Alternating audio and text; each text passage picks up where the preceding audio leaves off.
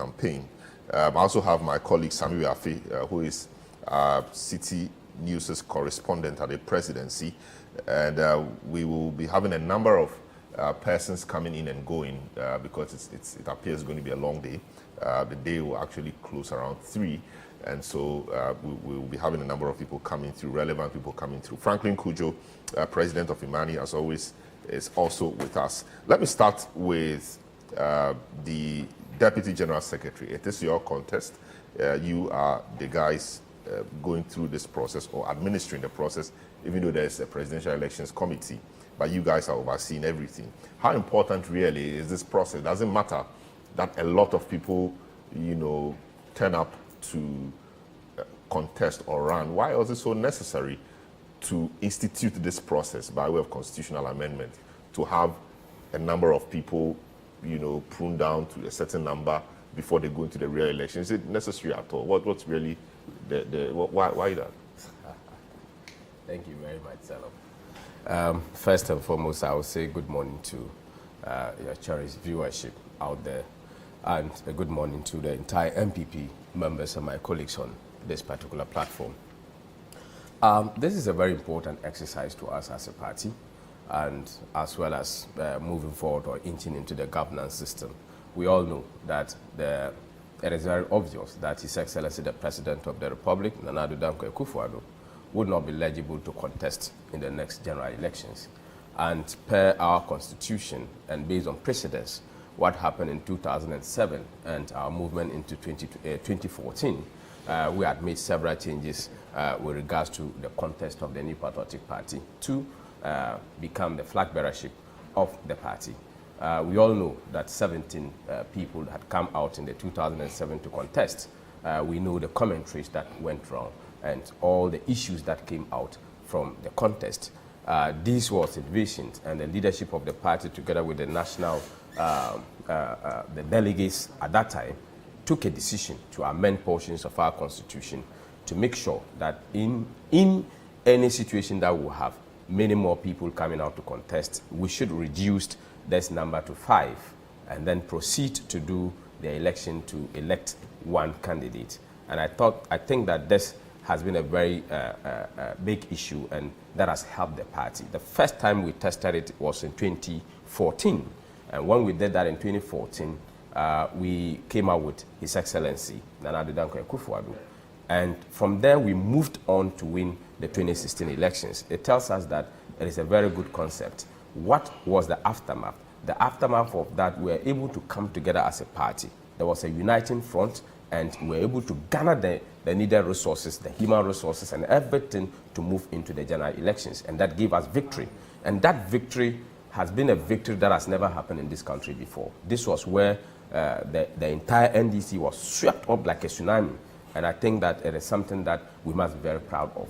Going into 2024, we have open nomination per the constitutions as it is designed. We have had 10 people who are coming out, and we have to go through the same process. So it's a very important process for us, and we do admire all the commentaries and the energy that people put in, because looking at the 10 people, they are all party members, senior party members, who are very legible to contest these elections, and any of them that emerges after November 4th as a person that will be able to use to win the elections. I see. So as we speak, polls have opened across the 17 polling centers in the country.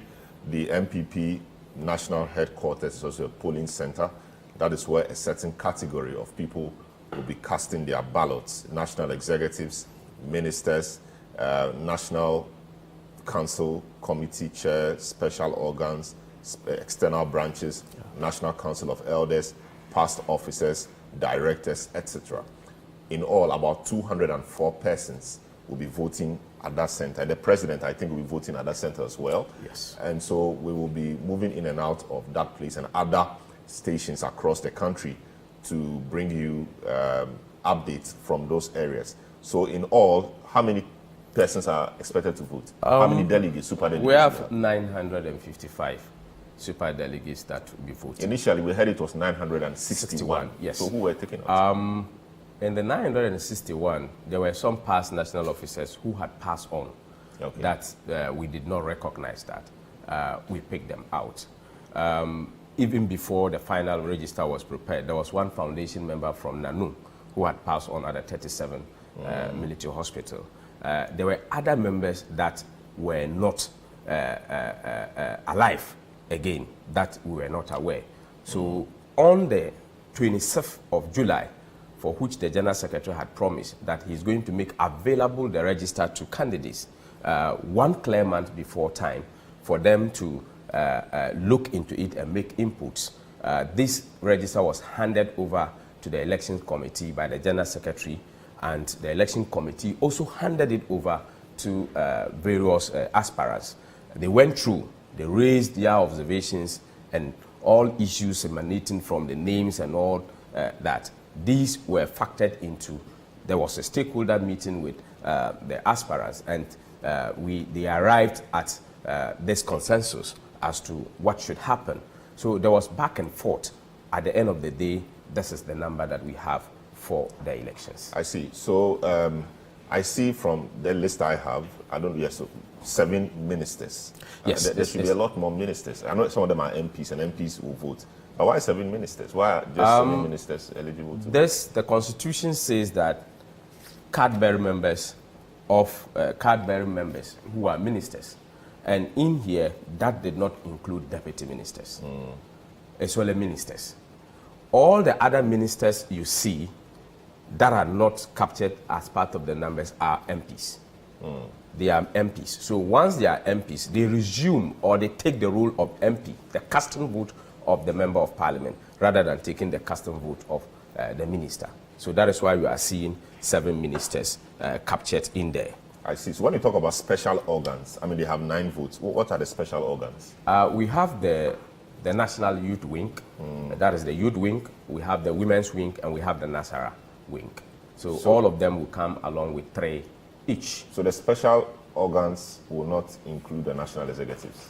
Or the youth organizer proper will be part of the national? No, it's not part of the special wing. But that wing has 3 members to come. So TESCON and all of those will be in this, or TESCON is not part of this? It depends upon how that particular wing chooses. So TESCON will fall under the youth? Yes, TESCON falls under the youth. But TESCON is not captured as part of the special delegates. But a TESCON member can be chosen as a wing member to cast his or her ballot. I see. Let me speak to Sami Wiafi. Sami, you have been following the elections. Of course, Haruna has been following, but he's speaking as a party person, so he has to wear a certain cap, even though later in the show I'll be interested to know where his allegiances are. I can guess, but we'll do that a bit later. Sami, you have been following the campaign. How you followed other campaigns as well, including those of other political parties, etc. How different has this campaign been? And what are the highlights of this campaign? What stands out in this campaign for you? Well, Salam, this particular campaign for those aspiring to lead the party in 2024 has been small-centered because they are dealing with just a small number of delegates, 955, as Deputy General Secretary said. So you don't have them mount rallies on stages, to address them. They go to their respective constituencies to go and meet them. Following the campaign of Mr. Lanchemantin, Dr. Baumia, you see these candidates meeting these delegates at a specific location. So, for instance, if he's meeting delegates in, let's say, Ayawaso West Wuogon, they all converge at a particular place where the aspirant will go and address them on his message or what he intends to do for the party if he's elected a candidate come the 2024 election. So the campaign has always been in 2 folds. They deal with the delegates who are supposed to join or supposed to be the super delegates, and also looking at the broader one. But during the course of the campaign, some of the delegates limited the number of people because they wanted to satisfy the first set, which is the super delegates, before thinking about the broader one. Some started meeting all delegates, including police station executives who will vote in November. But when they realized that they were racing against time, they decided to limit the number to only the special delegates who will be voting today.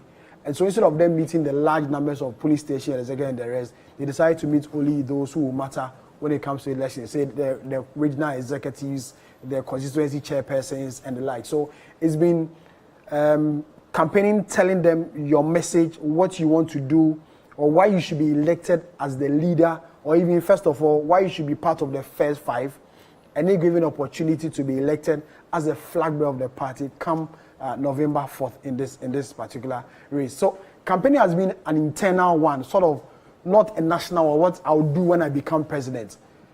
It's what I'll do when I become the flag bearer, what I'll do for the people within the party before thinking about the broader one when you become the main flag bearer of the party. So it's been an internal, more or less, interaction with party supporters or party members or people who matter when it comes to this election. But people have always said that internal elections are always difficult than external elections because they assume that within the internal elections there are lots of attacks among candidates. We've seen it in this particular one, which is not new. You hear candidates mounting attacks on other candidates in this race. But then the advice is that it's an internal election.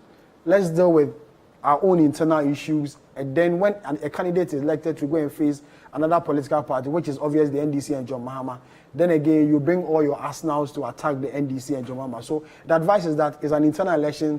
Let's deal with our issues within the party than attacking individual within. So the campaign, from where I sit and my observation as a journalist, is been clean so far, telling delegates what you want to do, given opportunity to lead the party. So where I stand, it's been a clean campaign so far. I see. I'll come to Ebo Bachman, but like I promised, we'll be going around the country picking signals and views and updates from various centers. Now, the Greater Accra Center is at the YMCA, and my colleague Charles Kumi is there. We're crossing over to him now to see what's happening, whether indeed voting has started, and all of that. Charles, if you can hear me, very good morning to you. And has voting started at the YMCA, which hosts the Greater Accra region as a polling center? Good morning, Salam. Yes, voting is currently underway here at the YMCA, which is just next to the Accra Psychiatric Hospital here in Accra. Someone who just came in to cast the ballot is the MP for Donetsk Region, about 5 people have already cast their ballot. She just came in, very smooth process. What you see behind me, agents of the various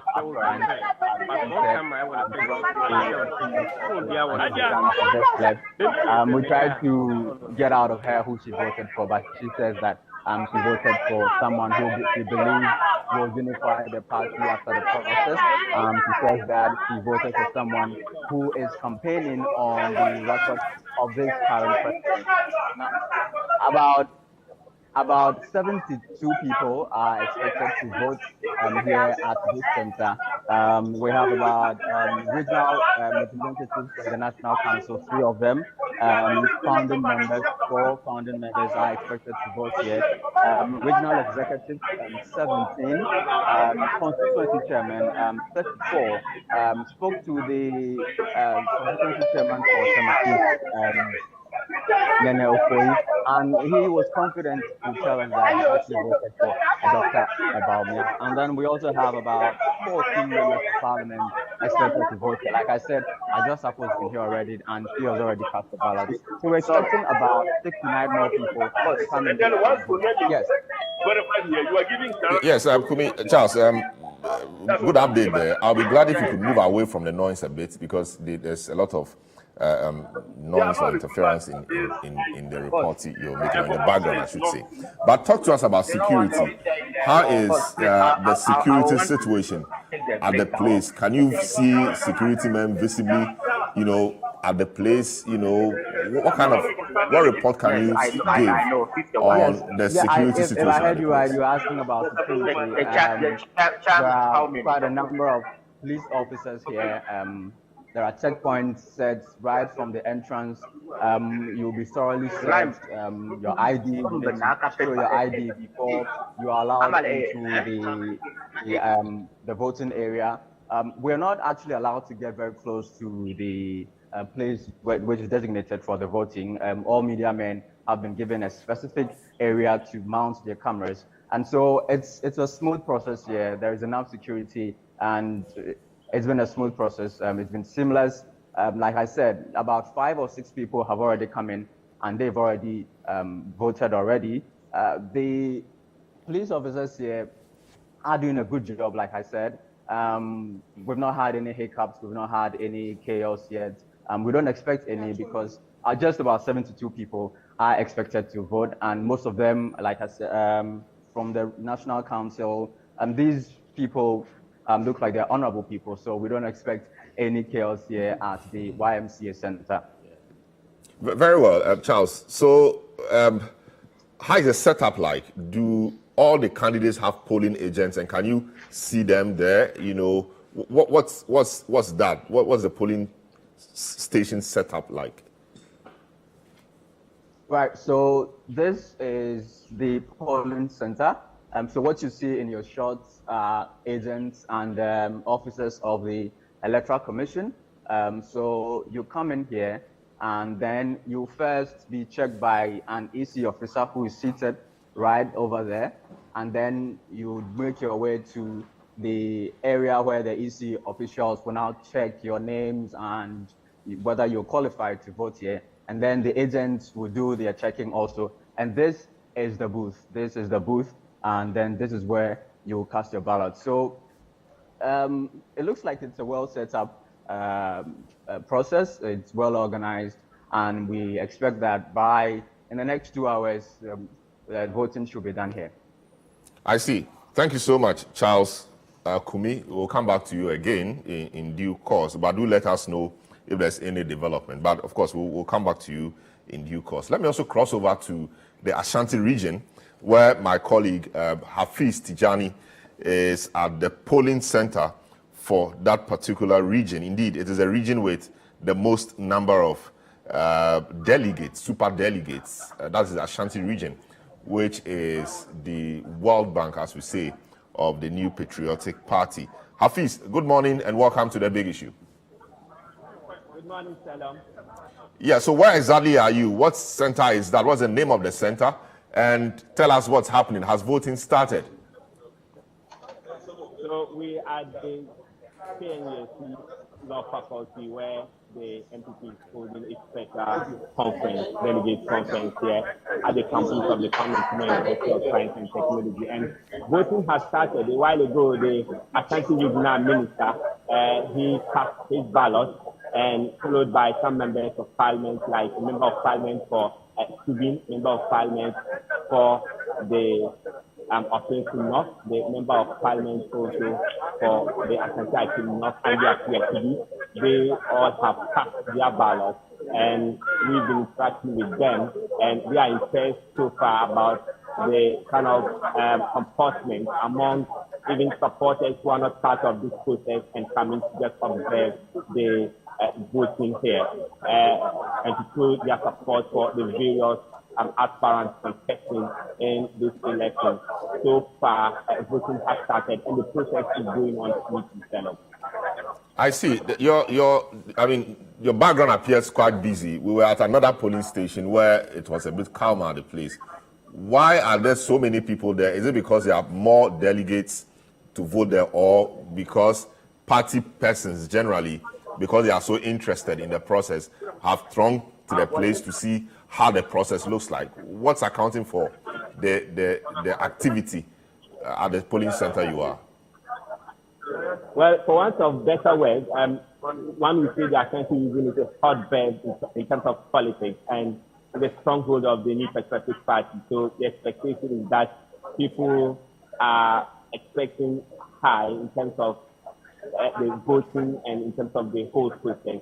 And the Ashanti region has always been so, because whenever there's such political activity, you see that much is being involved. The party supporters themselves, even if they are not part of this process, they want to involve.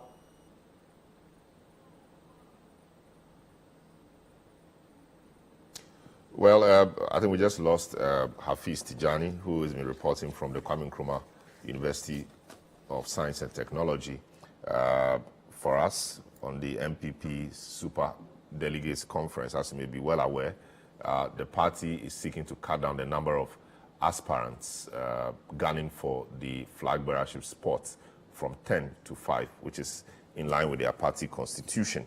We'll be going around the country picking reports and updates from the centers. We have reporters, dotted across the country to bring you everything you need to know about this particular contest. In the studio with me are Ebu Bakman, member of the Alan Martin campaign, Haruna Mohammed, Deputy General Secretary of the MPP, Sami Yafi, my colleague here at City, who is our presidential correspondent. Franklin Kujo is president of Imani and is also joining us. Let me speak to Ebu Bakman while we await Hafiz's reconnection. So the Alan Martin campaign has been doing quite a bit. This is not the first time he's involved in this. He was in the last one, and he appears like the most experienced in this particular race. Are you guys satisfied with the process so far? Let me first and foremost commend the national executives of the party and the committee for what they've done so far.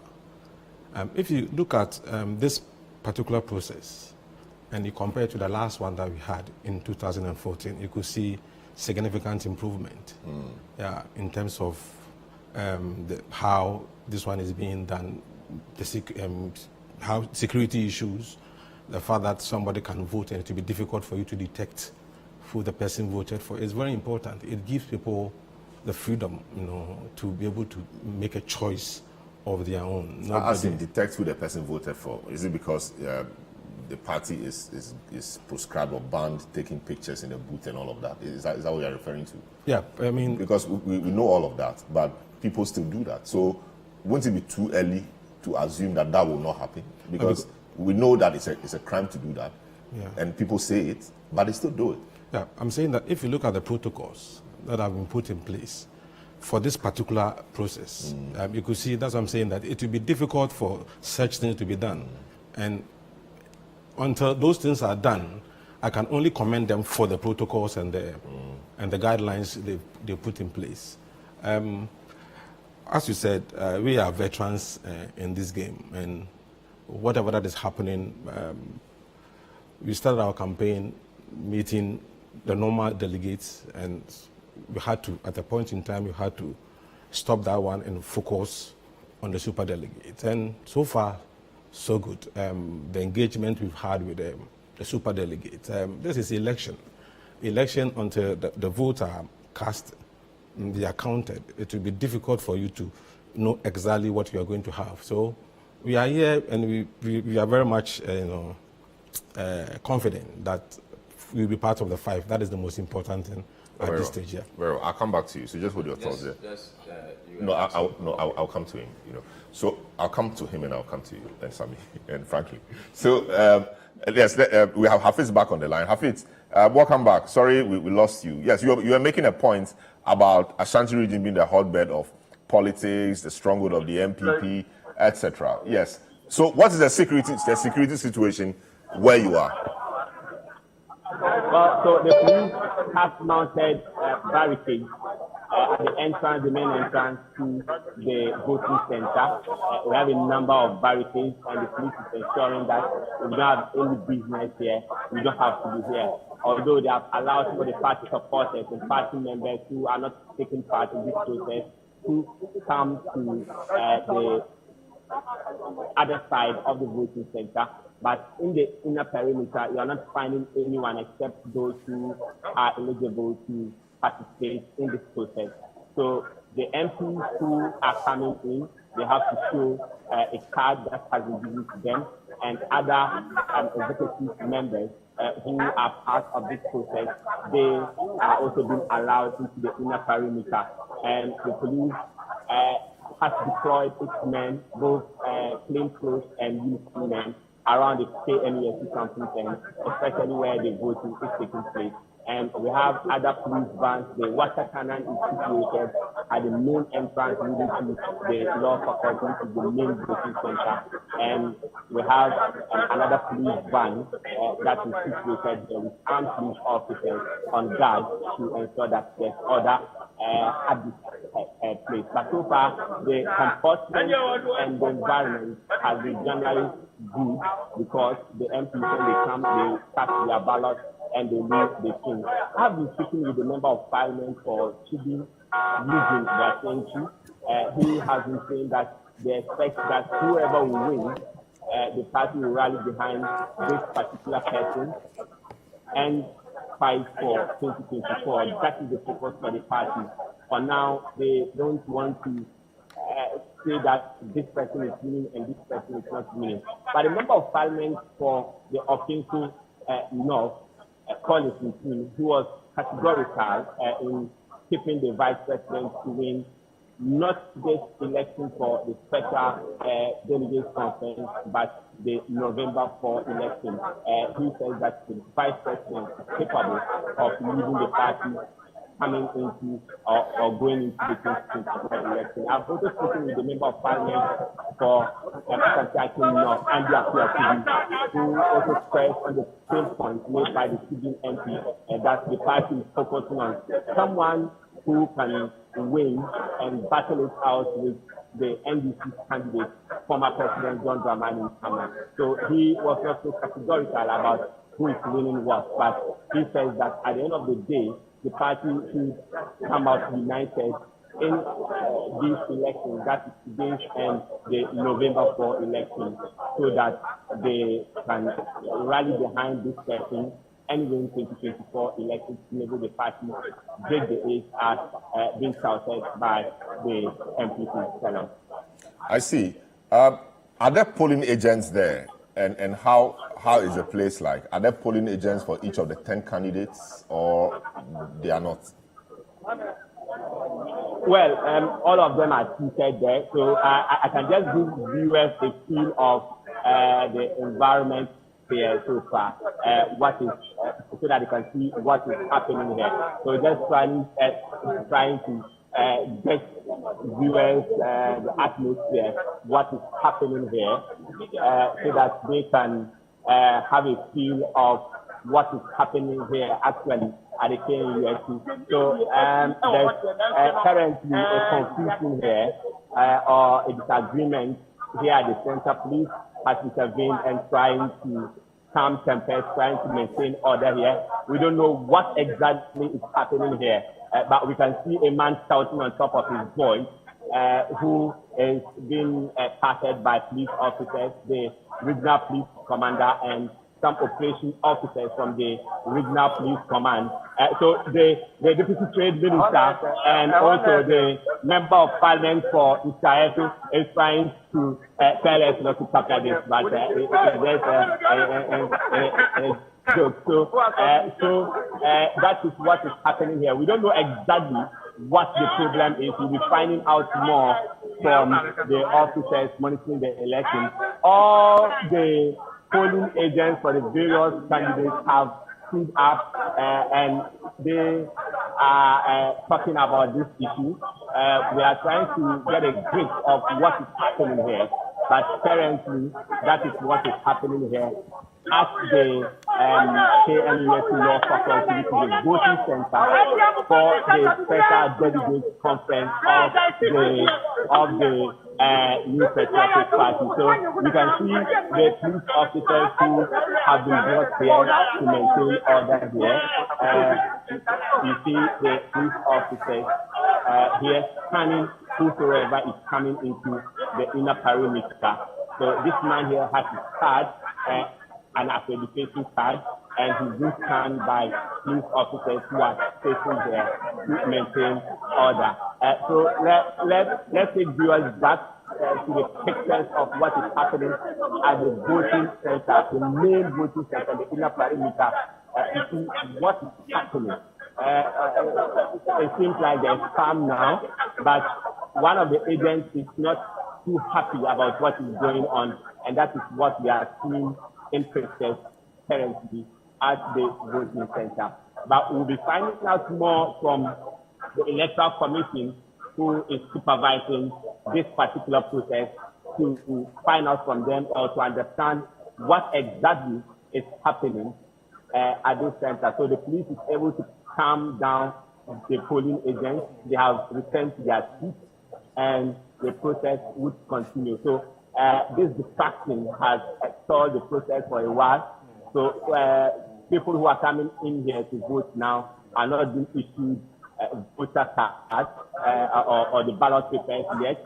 The police is just trying to maintain order.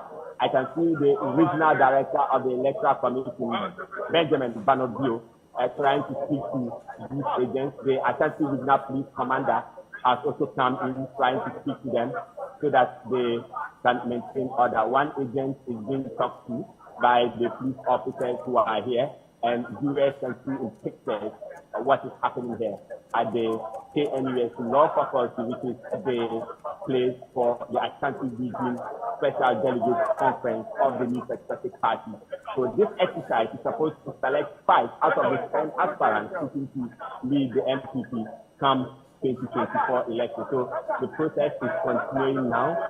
One person who has just come in has joined the queue to be issued a ballot paper to cast his vote. Whosoever votes is ushered out here, out of the inner perimeter, and that is what is currently happening. But tell them, anxiety is growing here. There's anxiety in terms of people waiting for what is to be done, what they are waiting for from their delegates or their candidates to emerge. But a lot of party supporters are here and they are monitoring the process and closer. Very well. Hafiz, thanks so much. But we are interested to know what brought about the disagreement or confusion and how that has been resolved.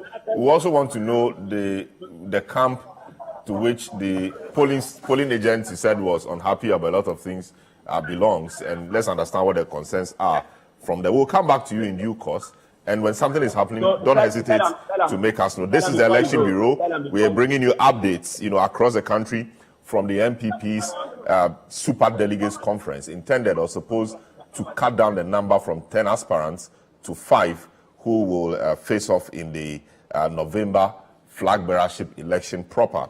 Let's go to the party headquarters, which is polling station number 17, where ministers and president and a few other senior party people will be voting. My colleague, Fred Duho, has been there and monitoring events. Let's speak to him. Fred, good morning. Welcome to the program. Good morning, Salom, and thanks for having me. Yes, the president is supposed to vote in that center. Has voting started? What can you report? Salom, we got here at exactly 8:40 a.m. on the dot, and when we got here, we realized that the security architecture here has been beefed up so strongly. From far end to even the premises, you must show proof of identity to be allowed in. Even the media was kept outside for about 2 hours before later they resolved to probably bring us in there. So as we speak, we are live from the premises of the NPP headquarters here at Asalam Down. And I can equally add that the president was the very first person to cast his ballot here at the headquarters. And he did that very briefly. And when he was about leaving, we actually threw a question to him. My colleague, Judankan, actually threw a question to him from far because the media has actually been restricted from getting closer to the process. So we are only observing from some 50 meters distance, if my calculation is quite right. So I can say that the president actually stopped over and made some statements. I believe we can take a listen to what the president said when the media accosted him when he was exiting the premises of the headquarters. You cleared that point. The last time you cleared that, you are not supporting any aspirants. If I've cleared it, why are you bringing it up again? you're not convinced. Some say they are not convinced by the message. They want you to walk the talk. But at the same time, there's some calling for me to endorse their candidates. There's some who are calling for me to endorse their candidates. I haven't endorsed anybody. The election is not mine. If I had, I would decide it. I don't decide it. It's the delegates in our party that decide it. Mr. President, Ghanaians say they are not happy with the way conditions are. They are tired. They are suffering. It's difficult. I'm the first to admit it. I've said it several times. I'm the first to admit it. At the end of the day, I believe that when the employment comes, Ghanaians will reflect on the best and get us out of these difficulties and take us to the next stage. That is the new patriotic party. Thank you so much.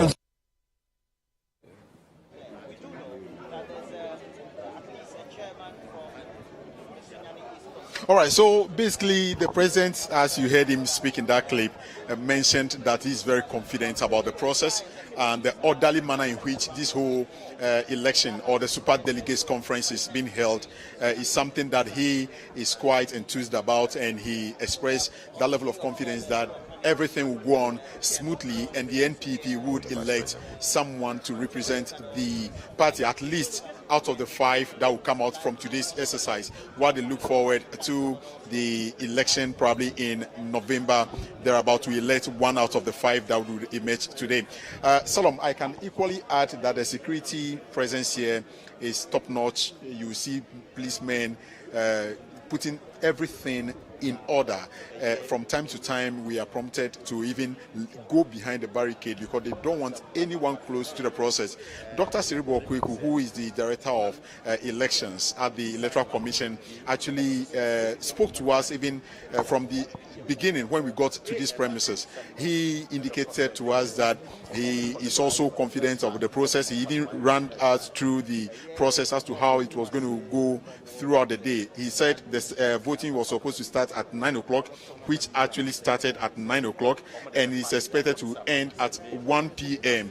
And when when the process ends at 1 p.m., he believed that sorting first, and then counting will be done. Then the declaration will be done at the headquarters, and all collation will be done from all the regional polling centers to the national headquarters, and then subsequently it will be announced to the public for the top 5 out of the 10 that are standing. But let's take a listen to Dr. Siribo Okweku, who spoke to us earlier about how the process is going to take place. We have been ready since Wednesday. All our materials were sent to the northern part of the world.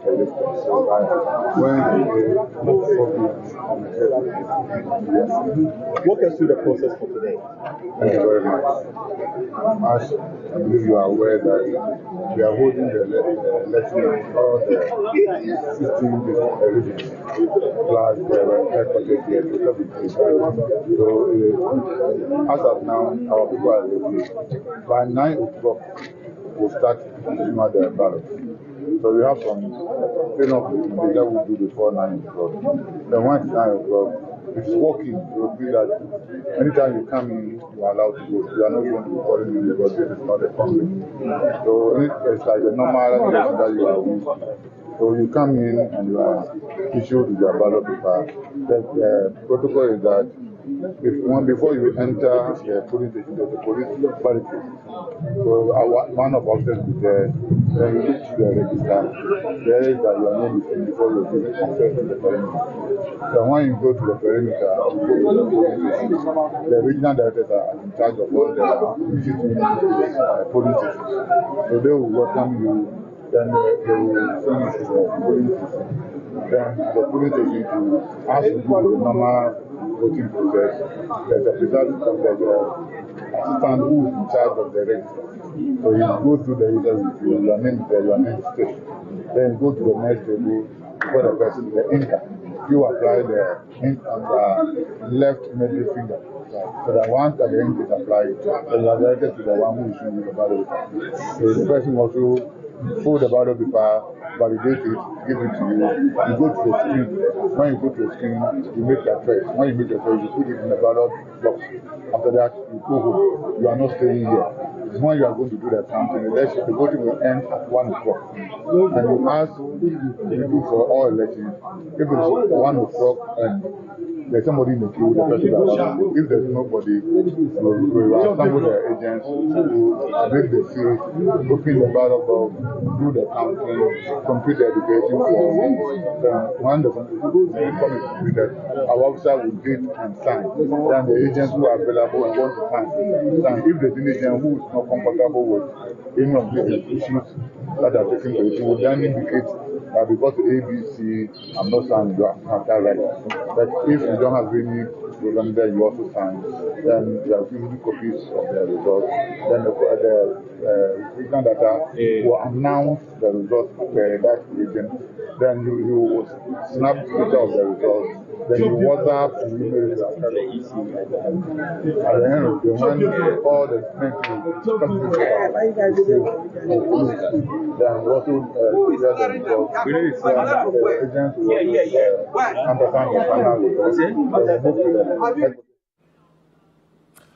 Well, so that was Dr. Siribo Kwaku, Director of Elections at the Electoral Commission, who are supervising this particular election. So he was just taking people through the processes. This is the big issue today. This is your election bureau, a place for election updates, news, views, and everything you need to know about the MPP Special Delegates Conference, where the party is seeking to cut down the number from 10 aspirants to 5. We'll take a short break. We'll return and then continue the discussion. I've guests in the studio and on Zoom to help us digest or dissect the issues. Don't go away.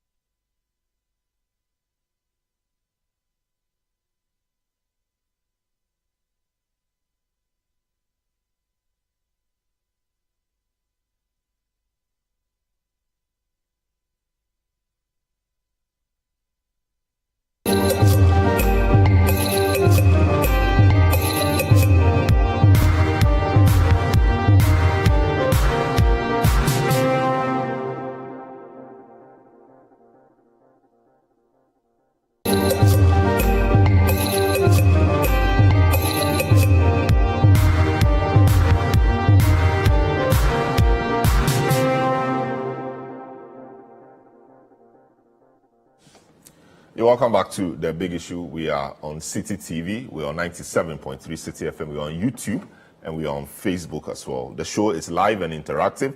You can join the discussion via our WhatsApp line 020-444-7033. We'll be happy to read or share your comments with the rest of the world. My name is Salom Adunu. This morning, we are looking at the MPP's Special Delegates Conference, where some 955 super delegates of the party are expected to trim down the aspirants' number from 10 to 5 before the November elections proper, where a flag bearer will be elected to face the NDC and other parties in election 2024. The polls opened at 9 a.m. and is expected to end at 1 p.m. We expect results sometime later in the day. And as has been said by many of the aspirants, the number is not important. What is important is they are part of the 5. Of course, others think that if you make a huge showing, it psychologically impacts the process. But we are here to discuss what all of that means. Call a friend, tell a friend to tell a friend that the place to be is on City TV or City FM, the election bureau, where all the analysis, all the updates, all the interviews will be. My guest in the studio, Haruna Mohammed, Deputy General Secretary of the MPP, Ebu Bakman, member of the Alachimantin campaign team, Sami Wiafi, City News' presidential correspondent. I have Dr. John Osai Kwapong, who is a political scientist and a CDD fellow. Before we went on that round, taking an update from the various centers, Ebu Bakman was on the floor making some comments in respect of their impression with the process so far. He will conclude, and I will take the views of Dr. John Osai Kwapong on how the process looks like and what this means generally for the internal democracy of the MPP. Ebo, you're on the line, you're on the floor, and you were telling us that you were impressed with the national executives of the committee so far, the fact that now, they've made it difficult for people to take pictures of who they voted for whatever reason, etc. Yes, but does Alan Tremantin have a vote himself? Does he? It's something I've not even. Because when I look at the category of persons who have the votes, it appears no, he doesn't have a vote. Okay, because he doesn't fall within the category of persons who must vote. So and that makes it a bit tricky. So it means he could get 0. he could get 0. That's quite interesting, isn't yes. it? Because he wouldn't have the opportunity to even vote for himself. I see. Yeah, so you're on the process. You were talking about the process. Yes. So as I mentioned, so far, so good. But you see, personally, I think the party can really look at the process, the saving process.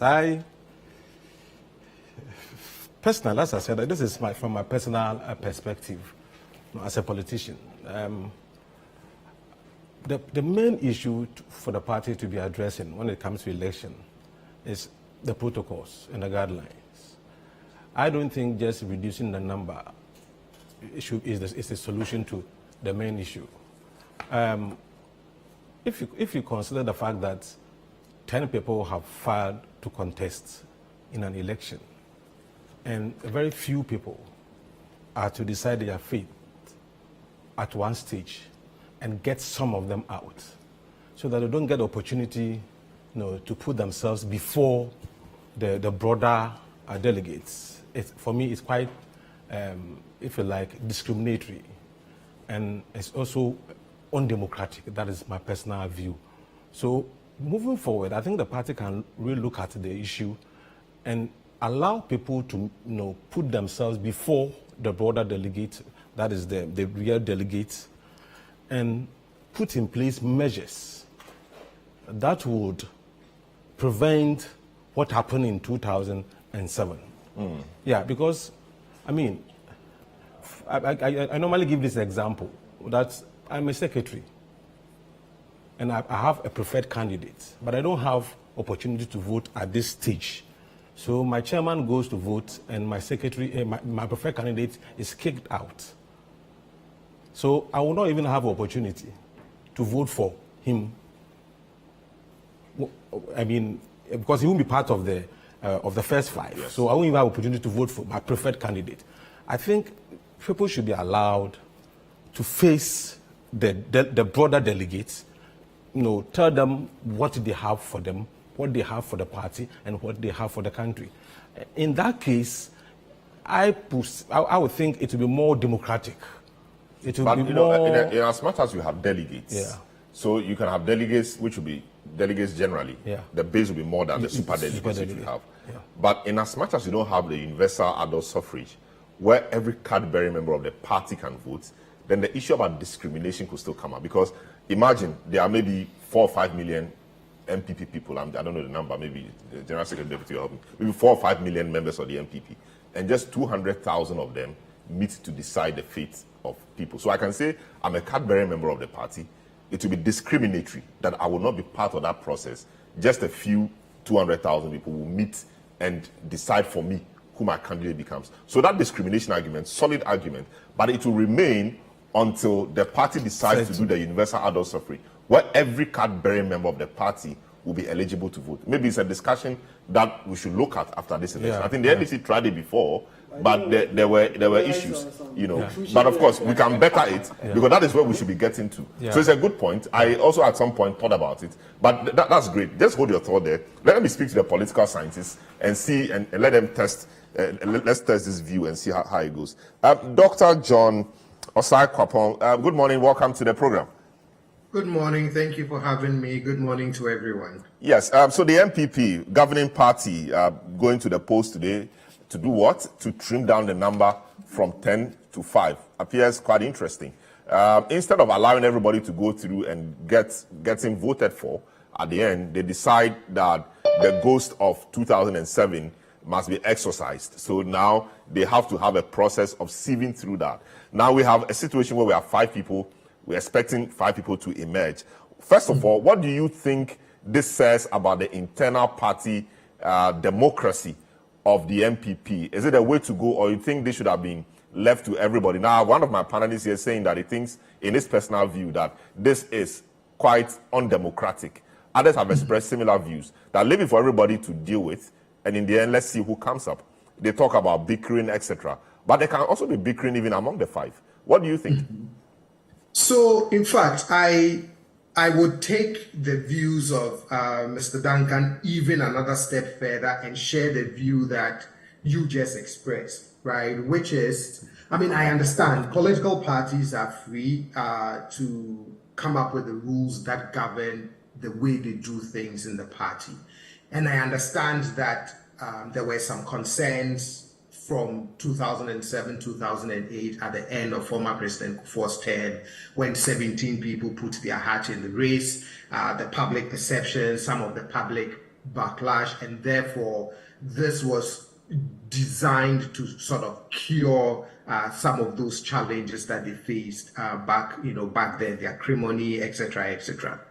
But for me, I would actually share your view that says expand, those who participate in the party primary even beyond the electoral college of delegates. I honestly hope that our political parties one day would get to the point where they have an open primary. Every registered card-bearing member of the party gets to participate in an internal party election. I don't know if it's a question of cost, logistics, that makes them a little hesitant as to, that idea of expansion of who gets to participate in the primary. I know the NDC had tried that open primary approach in parliamentary elections, but have also since then moved back to the delegate system. It will be very interesting to see or to learn from them what lessons they picked up from that open primary approach and why they reverted to the delegate system. But for me, to strengthen, intra-party democracy processes and systems, I really would hope that a day would come where the parties would move to an open primary where every card-bearing member of the party can vote. I mean, we tend to hear of challenges with the delegate system, right? I mean, people have described, the delegate system when, it comes to primaries, other elections as, it's their cuckoo season, there are allegations of inducements, etc., etc. And so my argument has always been that if these allegations are true, it is much easier to quote unquote buy a smaller group of people than it is to buy an entire constituency or an entire group of primary voters if it is, it's open to everyone. So it's one of the things that I hope we get to someday. But for now, the rules are the rules. This is what we have, and it looks like things are in motion so far. From everything that I've been following, everything that I've been observing, things are proceeding smoothly. It's just also interesting to see how competitive this time it is, because I didn't get that sense of extreme competitiveness for the super delegates conference back in 2013-14 when the party was preparing for the 2016 election, probably because there was one key dominating factor that everybody had settled on, that they still wanted President Nana Akufo-Addo to be their candidate. But this time around, it's very interesting to see, how robust, how competitive it is getting, and it'll be very interesting just to see who ends up in the top 5. I see. Talk to me about bickering or acrimony, the reason why we are having to undertake this exercise. I think that normally the acrimony really is between the first 2-3 candidates. So if you have 17 candidates, I'm not sure the guy number 16 or 17 or even 15 on the list will such influence that he would, instigate any acrimony so much. It is the first 2-3 guys who, in any case, emerge as part of the 5. Who are the problems? In this case, let's say, without prejudice, Dr. Baumia, Alan Chemantin, Kennedy Japan. These are the people we are hearing. And if there are jabs and attacks against each other, these are the 3, trading those attacks or etc. And so you end up taking other people who hardly go around anyway out of the race for the purpose of, preventing acrimony. And the effect net effect of that is nearly zero because they don't even matter in the first. They didn't matter in the first place.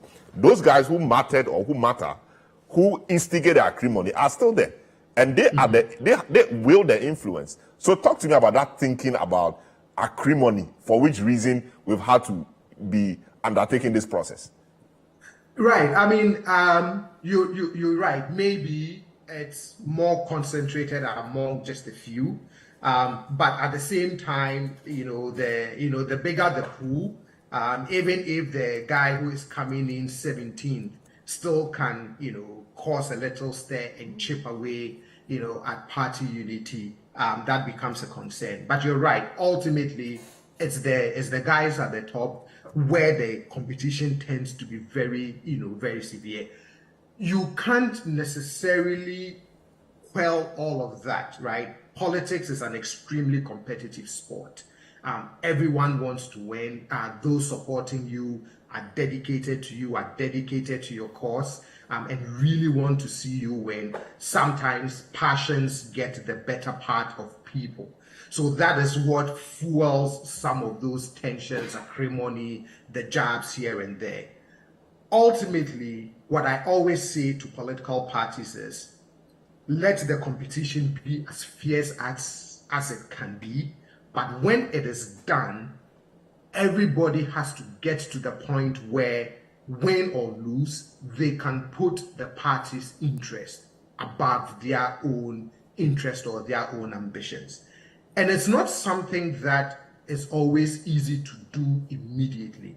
And I think to be able to get there, you need both the winners to be gracious in victory, but then you also need those who lost to also be gracious, in losing. Yes, there'll be the trolling, the jokes, the teasing here and there, but I think at some point we should be able to, end all of that and think party first.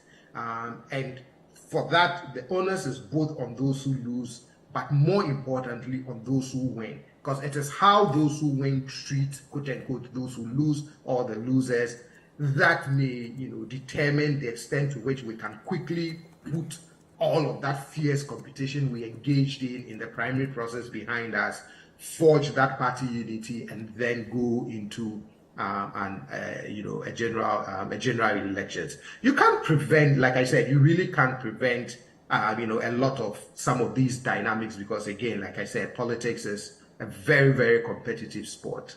And so I'm not even sure how this two-step process actually cures that. But when all is said and done, you still want to make sure that you are quickly able to put whatever happens in the super delegates, or if you whatever happens in the primaries behind you, so you can quickly move on to the general election. Very well. I'll come back to you, Dr. Osai Kwapong. I'll go to Professor Kobi Mensah, political marketing strategy, soon, but I want to come to the studio and speak to the Deputy General Secretary on some of the issues that have come up. So, Prof, I'll come to you. Haruna, I mean, interesting. Quite a few things have been said. Your colleagues' view about the importance, and then earlier I asked about the necessity of this process. I was thinking along the same line. Because, I mean, why must you do this? Of course, it's now been done. There's very little we can say about that. But before that, let me announce that in the Ashanti region, where we reported some disagreements happening at the polling center, we understand that the Ashanti regional youth organizer has been taken away from the main voting center. The agents initially wanted the votes or the ballots to be annulled. We don't know what the issue is, but we have information that CAM has returned and voting has resumed. So that's just some update for you. The Ashanti Regional Youth Organizer, because of the disagreements and confusion at the police, was taken away from the main voting center. The agents of the various candidates wanted the vote cast so far annulled, and CAM has since returned and voting has resumed. I mean, we expect these things to happen every now and then, given that Ashanti is the hotbed of political activity, especially for your tradition. Yes, so the process, I mean, was it necessary to do this at all? Because the guys who created the problem And even this one we are talking about in Ashanti, when you drill down to see where the problem is coming from, the problem will be coming from any of the three guys, not the guys who really do not matter. So if you cut it down from 10 to 5 or 17 to whatever number, the guys who will the influence and can instigate the people, etc., are still the top guys who will make it to the 5 anyway. Yes, I think the necessity has already been explained, and this has been justified with what we did in 2014. I believe that we have something we call the Kaizen, continuous improvement. I believe if there is anything that we have to work on, all suggestions that comes from various stakeholders are very welcome. The MPP is not immune to criticism, and every suggestion that comes, I believe that because it's a national party, we will sit down around the table and look at all these particular suggestions and look at it very carefully and see which of them will be very beneficial to all of us. I've heard about the universal system that you have mentioned, or open primary. I think very soon we'll get there because we have opened up for membership registration. We have digitalized the entire system of registration, and we believe that at the end of the day, we'll be able to put together. Just as we are working on this one, I have been out for the past 8-9 days. I have not had the opportunity to meet any of the candidates as a delegate because I have been out to go to R4, go to Western North, go to Western Region, went to Central, just to validate our existing album based on the decisions of the National Council. We want to strictly make sure that nobody is added onto the album and nobody is taken away from the album as the vote was cast for the both constituency, executive elections, and regional and national elections. So we are going to do all these things. We are doing all these things because many people have made several suggestions, and this is something we all have to work on. Because in Dabani we have what we say something that that you cannot have wisdom in one person because you can't have it. God, in His own wisdom, gives it to people that He wants. And whilst we welcome these suggestions, we also want to encourage people to speak very positively about the New Patriotic Party in terms of the image building. So the necessity has been explained. However, we can still improve on that particular process if we think that something has gone wrong. So the process itself, when the votes conclude at 1 o'clock, is it a case that the ballot papers, the ballot boxes will be sent somewhere to be counted, or to be counted at the station and results transmitted to a center? How will it be done? Yes, if the election ends at 1, the seal, as Siribo said, will be opened for the ballot papers to be counted there at the center. When the ballot papers are counted, the results will be entered into the results form, where this will be transmitted to the headquarters of the Electoral Commission. Then the Electoral Commission will put together this results. So all the 17 centers will count their ballot at the voting center and declare the results at the voting center. And these results will be transmitted by the Electoral Commission officers to the headquarters of the Electoral Commission. And this collation will be done. And announcement of this results entirety, all the 17 centers, results put together, will be announced at the headquarters of the New Patriotic Party at Asylum. But what's the case for proxy voting? Do we have proxy voting in this election? Yes, we have. We have about 20 proxy voting. Those who apply for proxy, one of them happened to pass away at the 37 Military Hospital. For Northern Region, for example, we have one proxy. Malik Alassane Yakubu has given his vote out as a proxy to be voted in Northern Region. In Ashanti Region, we have about 8 proxy voting that is to come on there. If you also check at Central Region, no, it's not Central Region, it's Ahafo Region. We have 2 proxy voters.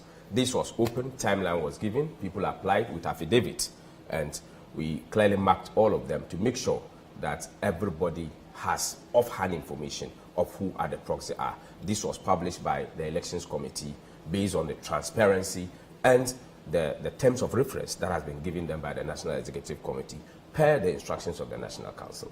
I see. That's Haruna Mohammed, Deputy General Secretary of the New Patriotic Party. He's a busy man. He's been a busy man for the past 2 weeks or more. But let me speak to Professor Kobe Mensah, who is a political marketing strategist, on the happenings of today and the days before. Prof, welcome to the program.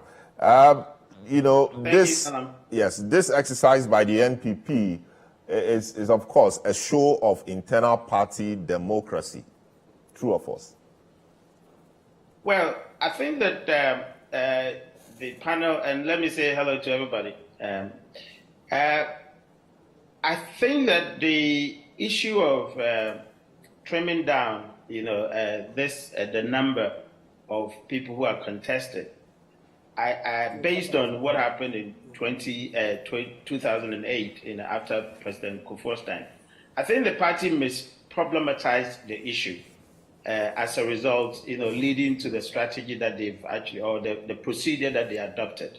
Why am I saying they misproblematized? Now, the concern at the time was that 17 aspirants, mostly ministers, had used state funds, and that was the perception of people, that was concerns of people, that they were contesting using state funds to, you know, for their own gains.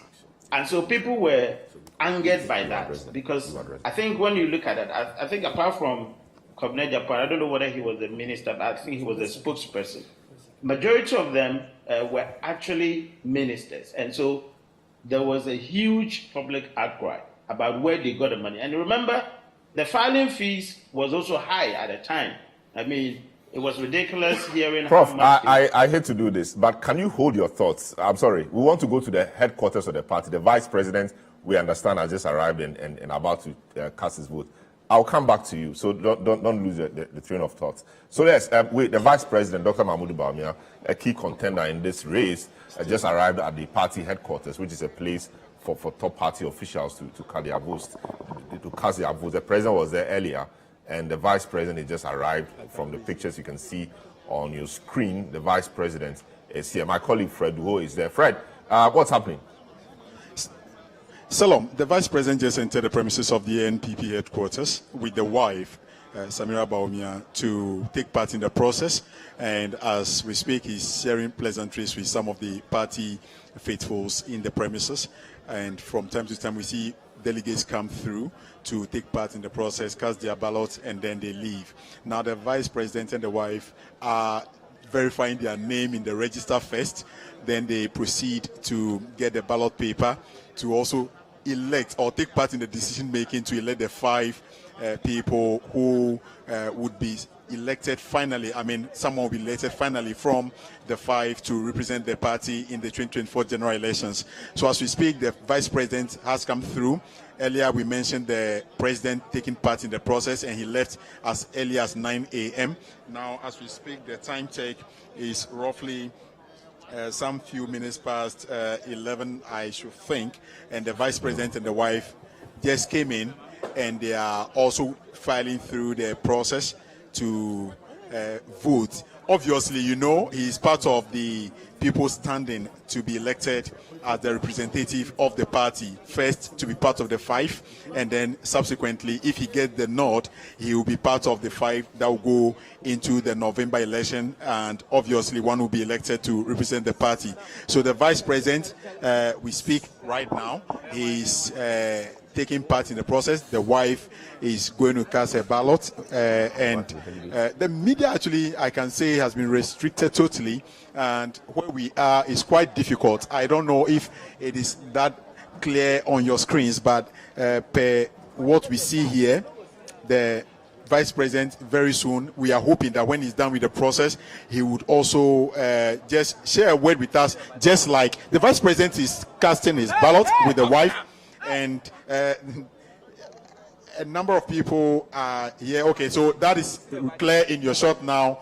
You can see the vice president taking part in the process, the wife standing right beside him, and he's dropping the ballot paper in the box, and he's now done. Finally, he's waved at the crowd that are gathered and walking majestically, hopefully to walk towards the media to make a statement. So I would try, if I can equally get closer to the vice president if he is waiting for a word. But in the meantime, we can say that the vice president is done with the voting, and he's sharing pleasantries And for the records, I would say he is the second gentleman of the land who has just come through to now cast his ballot after the president did so at 9 a.m. Now he is about to leave, and we are hoping probably he will stop by to say a word, but that is not the case. He's going into either his car or we are just still observing and hoping that he makes a statement. But for now, on your screen, he's entering into the party office to go and share some pleasantries with the officers in the party office. From there, we are strongly believing that he will make a statement. Salom, that is the happening right here from the NPP headquarters at the asylum down here in Accra, as we bring you live feed from the Super Delegates Congress that is taking place here and across the country generally. Very well, Fred. I'm just wondering what he's going in there to do, because the exercise itself is outside. And if there's anybody in there, I'm sure the person would have come down. I don't know really what is going in there to do. But of course, we wait to see what's happening there. The security situation there should be very top-notch. Yes, so, Salom, we are all curious and wondering what the Vice President is going to do in the party office, but we think that there are some party officials in the office that he's trying to engage before he takes leave. And the process here, I would say the canopies has been mounted outside, and the process generally is outside the forecourt, just basically within the forecourt of the party headquarters, where it's moving smoothly. The security are making sure that almost everybody here goes by a certain protocol, and they are ensuring that there is no or nothing untoward that happens at the end of the day. And the Vice President, okay, I see Anthony Cabo, former Deputy Transport Minister, coming from the office where the Vice President just entered, and I see a number of other party stalwarts who are basically in the premises here, hoping to, and some people have started even singing and chanting because they are cheering the Vice President on. There's not much of campaigning here because today is the election day, so very few supporters are within the premises and outside the premises. Earlier, I had the privilege to speak with Mustafa Hamid, Dr. Mustafa Hamid, who declared openly that for him, his candidate is Dr. Mahmoud Baum, because he feels that there is the need for the NPP to go for someone with scars on his body, someone who actually stood in the forefront to fight on behalf of the NPP party on all fronts, generally facing the opposition, NDC, squarely, both in the media, in every public gathering, in every public forum. The Vice President has been able to speak eloquently and articulate the party's position clearly. So he believes that at this juncture, the Vice President stands tall among all the 10 candidates that are standing to be elected to represent the NPP. We see the Vice President being moved to another office again, and as to what really the engagement is, we are not privy to that content because we've been restricted from capturing a whole lot of scenes here. And Salom, I can paint a picture for you that the atmosphere is very calm. The voting process has been generally smooth, and from time to time you see party stalwarts, even those who need walking aids, are brought in their vehicles from time to time, and then they are able to make a statement. Now, Anthony Cabo is about. I mean, what? Come on. Could you an executive, some organize election committee, Professor Michael Kweyomaya Juma Papa. What are your expectations going into this election? To win. How confident are you of a victory? Win. How convincing November? A win. Like how much? A win. What's the margin you're expecting from this particular election? I'm not a soothsayer. I didn't know you guys were soothsayers. I saw you came with the Vice President. What's his mood like? Very cheerful, very happy, very confident, very sure that the good people of our party will speak. and God will bless his efforts. After the election, we saw him go into the party office. Could you give us an idea of what happened? Senior members of our party, Honorable Ncheje, very senior member from 1969, served our party. Mrs. Kujo, these are stalwarts of our party. He went to greet them in his usual style. Yeah.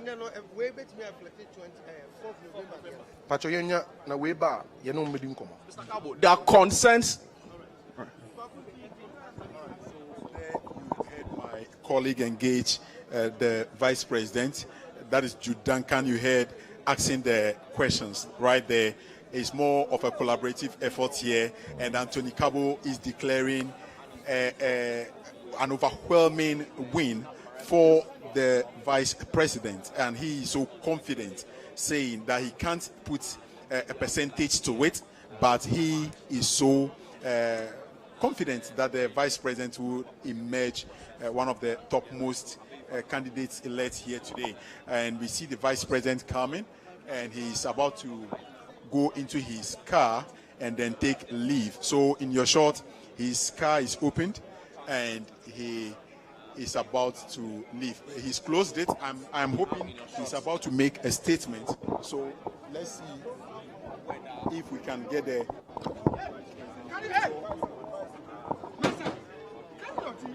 So kindly just bear with us as we find means to engage the vice president as he makes a statement. We are hoping that he's going to make a statement at the end of the day. So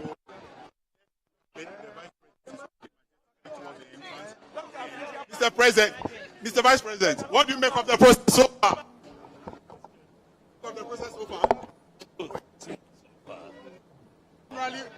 We know you are one of the candidates. How full are you? So they are restricting almost all the media.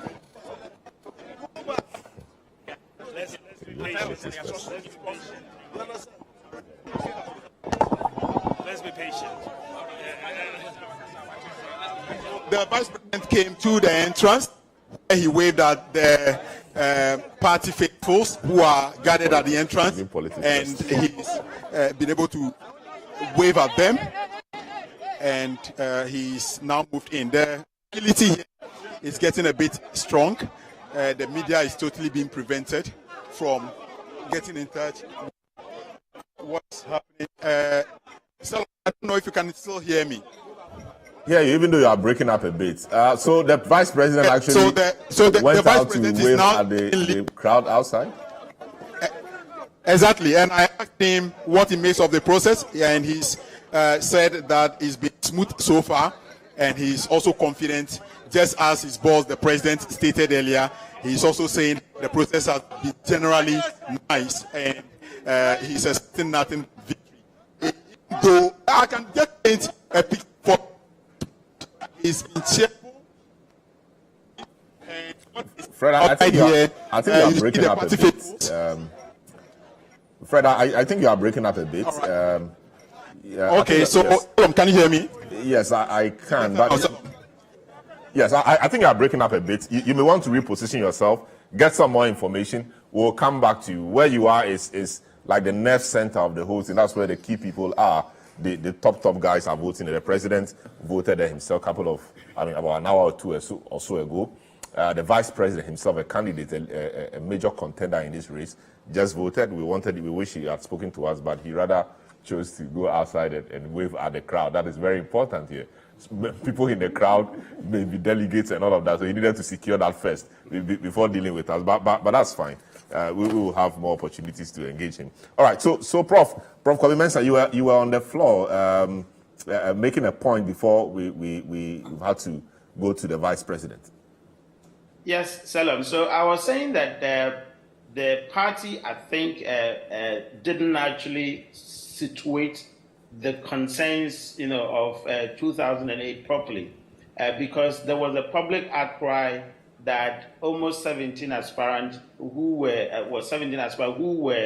at the time, ministers, had actually filed in at a very substantial, amount of money, and people thought that they had been using they had used state funds. So that was the outcry of the general public. In any case, this is democracy. So we encourage participation, all right? And so if you have 17 aspirants participating and they are genuine, participation, and people didn't think that they actually had the funds from state coffers, why actually have a problem with that? So I in particular think that it was even the more participation we have people into the race, the more beneficial to our democratic process. There was no need for this administrative, few selected people to trim down. If the process was, genuine and people felt that people actually relied on their resources, etc. I think that, because campaigning is a period of intensity, even the more genuine candidate that you have to contest, the more better it is for the party, because then these candidates use their various rounds going to sort of waking the party to make sure that the party, to ginger the base of the party. Exactly, at the base of it. All right. So it is not so much of a concern that there were quite a lot of people, but actually where they got the money from and the situation based on which they actually contested. That was the issue. Now, I also feel that, yes, as John was saying, and you actually said it earlier, we need a universal suffrage. I keep saying that is the point that our political parties must bring us to. We must reflect the development of the national elections. Look at where we came from. Opaque ballot box to transparent ballot box to biometric, the political parties must reflect that development. Of course, it made sense at the early stages of our democratic era, the Fourth Democratic Republic, to start with delegate system. By now, they should have bettered the processes. I remember being on a show with Asidi Katia on why they reverted, the universal suffrage back to the delegate. And I was saying that it was wrong because they should have actually learned from the process and then, kind of sealed all the gaps. He said at the time that it was because of intrusion. They feared that MPP was going to sponsor people to vote in their election. And I said, well, if that was the concern, you learn from the processes and then you better it. Because I felt that universal suffrage that the NDC did actually gave back the party to the people, to the grassroots. The grassroots actually owned the party, and they will feel proud to be part of the selection of the delegate, of the presidential candidate. I keep saying that our political candidates, our presidents, are not selected by us. They are selected by some few people who feel that they have the mandate to select leaders for Ghana. And when they select, they bring them to us to actually choose. So we're actually looking at a period where we would have absolutely the people of Ghana being part. And if it is the political party support base, fantastic. Because there are quite a number of people, you would find it difficult to actually give them money to actually buy the vote. And then, of course, it would be a true representation of the people of Ghana. So for me, I think that the more you have in terms of those who are participating in the system, because it's democracy, the better it is. Because if you look at even commercial brands, the companies that have broad-based brands, i.e., if you look at Unilever, it covers the entire market. If you go to washing soap, they are there. If you go to toothpaste, they are there. The broader your base of product, the more market share you have, because you have the ability to compete with other companies who have a smaller brand. So for them not to be able to manage the many people who participate actually demonstrate the managerial inefficiencies in our political parties. They are not learning.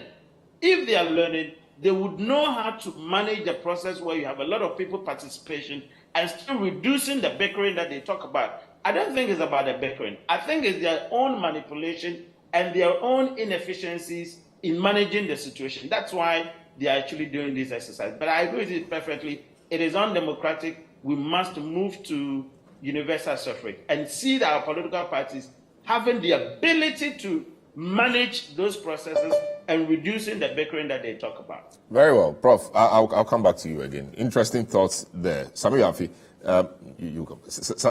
Yes, I mean, the discussion has been evolving, really. We've seen the vice president vote, we've seen, Ashanti region, etc. We've come back to this two-tier voting process again. Your thoughts? Well, before that, let's go to the Ashanti region. Why the confusion? The information I'm getting is that the Ashanti Regional Youth Organizer, after voting, publicly displayed his ballot, which the party says was against the electoral laws. They issued a statement. So the agents there were protesting why he did that. They were even calling for that particular ballot to be annulled. But as you mentioned, it's been resolved and calm has returned. So that was what resulted in the confusion there. But Salam, I feel the special delegates Congress, I personally, or from someone who's studied the MPP for a while, I feel it was really unnecessary to bring this particular clause in the party's constitution. I felt it was a knee-jerk reaction on the back of what happened in 2007. Now, the party wanted to cure a mischief, which they believed that went under the skin of the party when a lot of criticism came the way of the party after the 2007 Congress, when the Senu Ketia even said that they were going to elect 17 chiefs, going to elect the chief chief. So I felt it went under the skin of the party, and so they needed to react immediately to cure that mischief. So on the 31st of August 2009, when the conference was held at the trade fair, I happened to be present when this particular motion was tabled for. There were some disagreements, even for this, but then the majority had their way to get it done. And I thought it was a knee-jerk reaction because they wanted to more or less respond to the criticism that had come the way of the party after the 17th contestant. And the MPP as a political party, in 2007, that was the first time the party was electing a new leader following the exiting of J. Kufuor. So it was new for MPP members. It came from opposition. 1992, it was in opposition. 1996, the 2000 election, that particular Congress was held in Sunyani in 1998. 6 aspirants went in there, so it was in opposition. So 2007 was the first time the party was holding a presidential primary to elect a new leader to take over from J. Kufuor. So they needed to, make those changes to cure the mischief because there were misgivings. If you read the book of Arthur Kennedy, Dr. Arthur Kennedy, who had only one vote in that particular Congress, he stated in there that there were clear disagreements among the aspirants. Some of them went out their way to even, as they say, piss him and cause a lot of issues with the party. Even in his book, he stated that in the Ashanti region alone, which is the stronghold of the MPP, over 500,000 members of the party did not vote in the second round, which the MPP would have won easily if majority of them had won, because Atamos had won with just 40,000. So he believed that the internal bickering or the acrimony caused that. And in every political party, Salom, internal elections, I've always said that internal elections are always dangerous than external election. Because within yourselves, the kind of insult and the missiles you throw at each other is worse than facing an opponent. So for the opponent, you can throw any missile. You can throw any missile. You don't care whether the country goes up in flames. You don't care whether it lands back. You don't care whether the country goes up in flames. Party first. The political parties do not consider that. But for them, the internal elections are always dangerous. And Deputy General Secretary will agree with that because he stood an election before. He knows how this process was. So the party is claiming success. For the first time, it was done in 2000. Remember, the first time they implemented it, that was in 2010. But then only 5 aspirants contested, so there was no need for the special one in 2010. The major one was in 2014 when we had the 7 aspirants. It was quiet because the party was in opposition. And when the party is in opposition, the stakes are not as high as when the party is in power. So because it was in opposition in 2014, the acrimony wasn't there. And even at that, after that election of October 2014, Nana Akufo-Addo, who had won that election, visited every candidate who contested in that particular election to go and more or less smoke the peace pipe, in quotes, get the support of these various candidates, which is something he did not do in 2008. So in 2014, he felt that was something to do so that there won't be any acrimony or more or less internal fight within the party. Now, in 2023, this is the second time the MPP as a political party is electing a new leader who will take over from Nana Akufo-Addo for the 2024 election. So the stakes will be very high. And as Professor Kobe said, it's been very, very competitive. Very, very, from day one when all the aspirants decided to declare their interest in going to contest, it was going to be a difficult election, and it's been competitive till now as we are seeing it. When the Justify Your Inclusion is done today, and the first 5 is elected or selected, it's going to be more and more competitive, because when the party is in power, the stakes are always high. So I felt that if you are only 10 aspirants, why don't you just open the process for all the 205,000 people to vote, rather than select a core group of people to whittle down the number to a specific number of people? And as Bakma was saying, maybe a regional or a constituency secretary may have a candidate, but because the candidate or he is not voting in the top 5 and the candidate is out, in the main election where there's going to be the 200,000 people, will he show interest in voting when his or her candidate is already out from the last 5? So I felt there was no need, personally, for the party to bring or introduce this particular clause, open it for everybody. And I thought at that time too, in 2007, the party didn't have the experience enough to handle such issue because it was the first time. I remember very well was Peter McMahon, who was the national chairman, and Onawinto was the general secretary then. So it was the first time it was happening. But now, I feel the party has enough experience to handle such acrimonious outcome, should there be such a thing. So I felt that this special delegate thing was a non-starter, for me. So I see. If I can, yes, as an addendum to what you have said, one of the arguments put forward for the expansion of the electoral college at the time was that it will cure vote buying situation. Yeah. For me, which one? The super delegates? No, the expansion. No, in 2007, there were 2,600 delegates. Yeah. Yes, that argument was very sound argument at that time. It was a sound argument because we felt that if the numbers were few, okay, you could buy them. You could buy them. But then we've gone round and come back to a situation where the super delegate is even fewer. But the arguments, the super delegates are very accomplished. They are senior people. You can't buy the president. You can't buy the vice president. You can't buy founding members of the party. Even me, you can't buy. But you have constituency officers and you have regional officers. Are you getting the point? You have constituency officers and regional officers who constitute majority of. So I'm thinking. They are viable. Yeah. No, I'm saying constituency chairman, only constituency chairman. Yeah. But the point I'm making is that if you really want to avoid a situation where somebody will use money and other influence or to, as it were, manipulate the situation, then don't give room.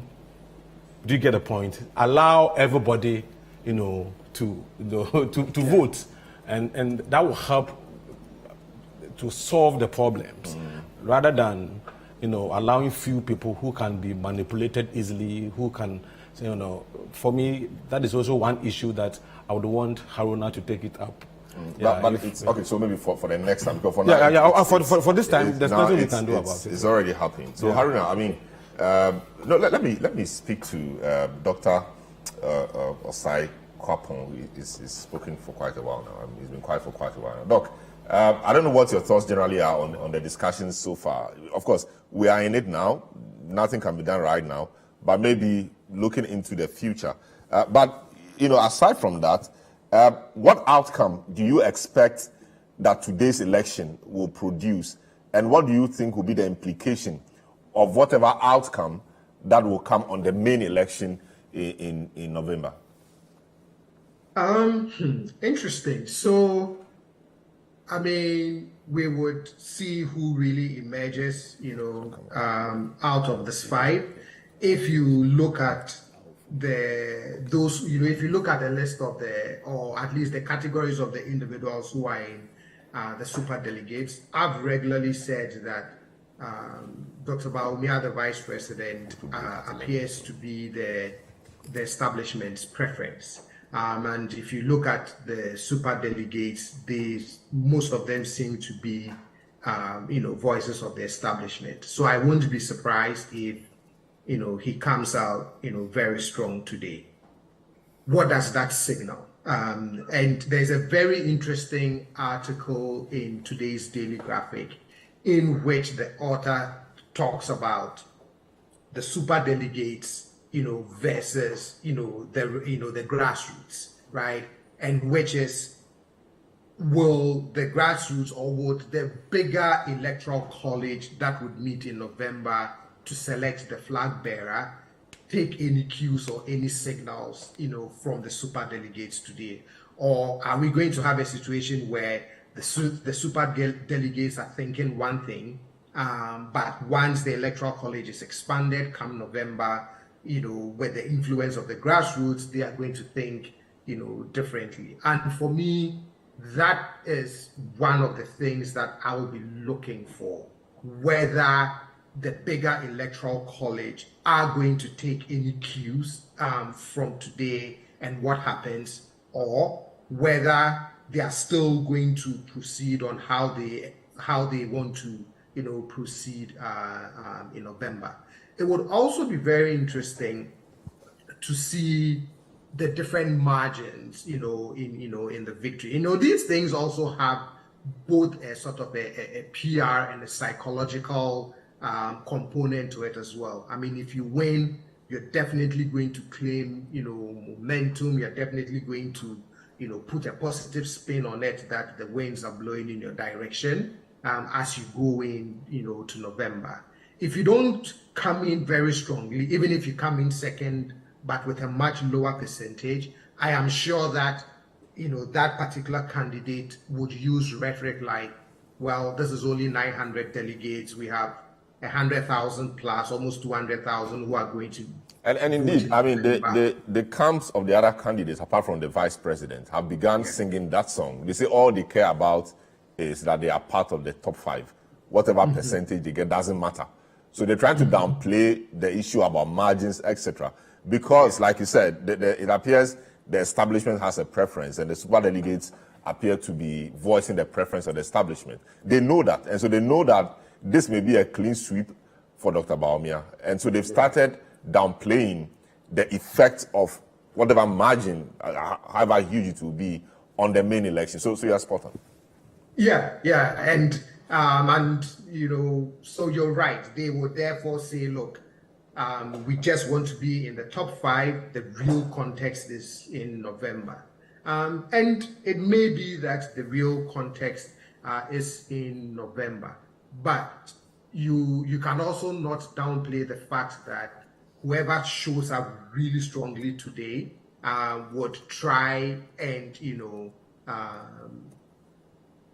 run wild, with that victory, with that momentum, and use that to approach the delegates in November. But as I said, if anybody can get a chance to read that article in the Daily Graphic, opinion section this morning, it really raises a very interesting polemic for the party, which is if you put the party elite and the establishment on one hand, who have a particular preference, to what extent will that preference translate into the bigger, electoral college? And it will be, I just can't wait for the results, and then we can begin to see, what sort of reaction you get from the candidates, and then what sort of reaction you get from other observers. Very well. All right, let me speak to Haruna, who has to leave because today is a big day for him. Sitting here, I see his. He has to go and vote. Yes, he has to go and vote, and he has to go and ensure that other things, happen.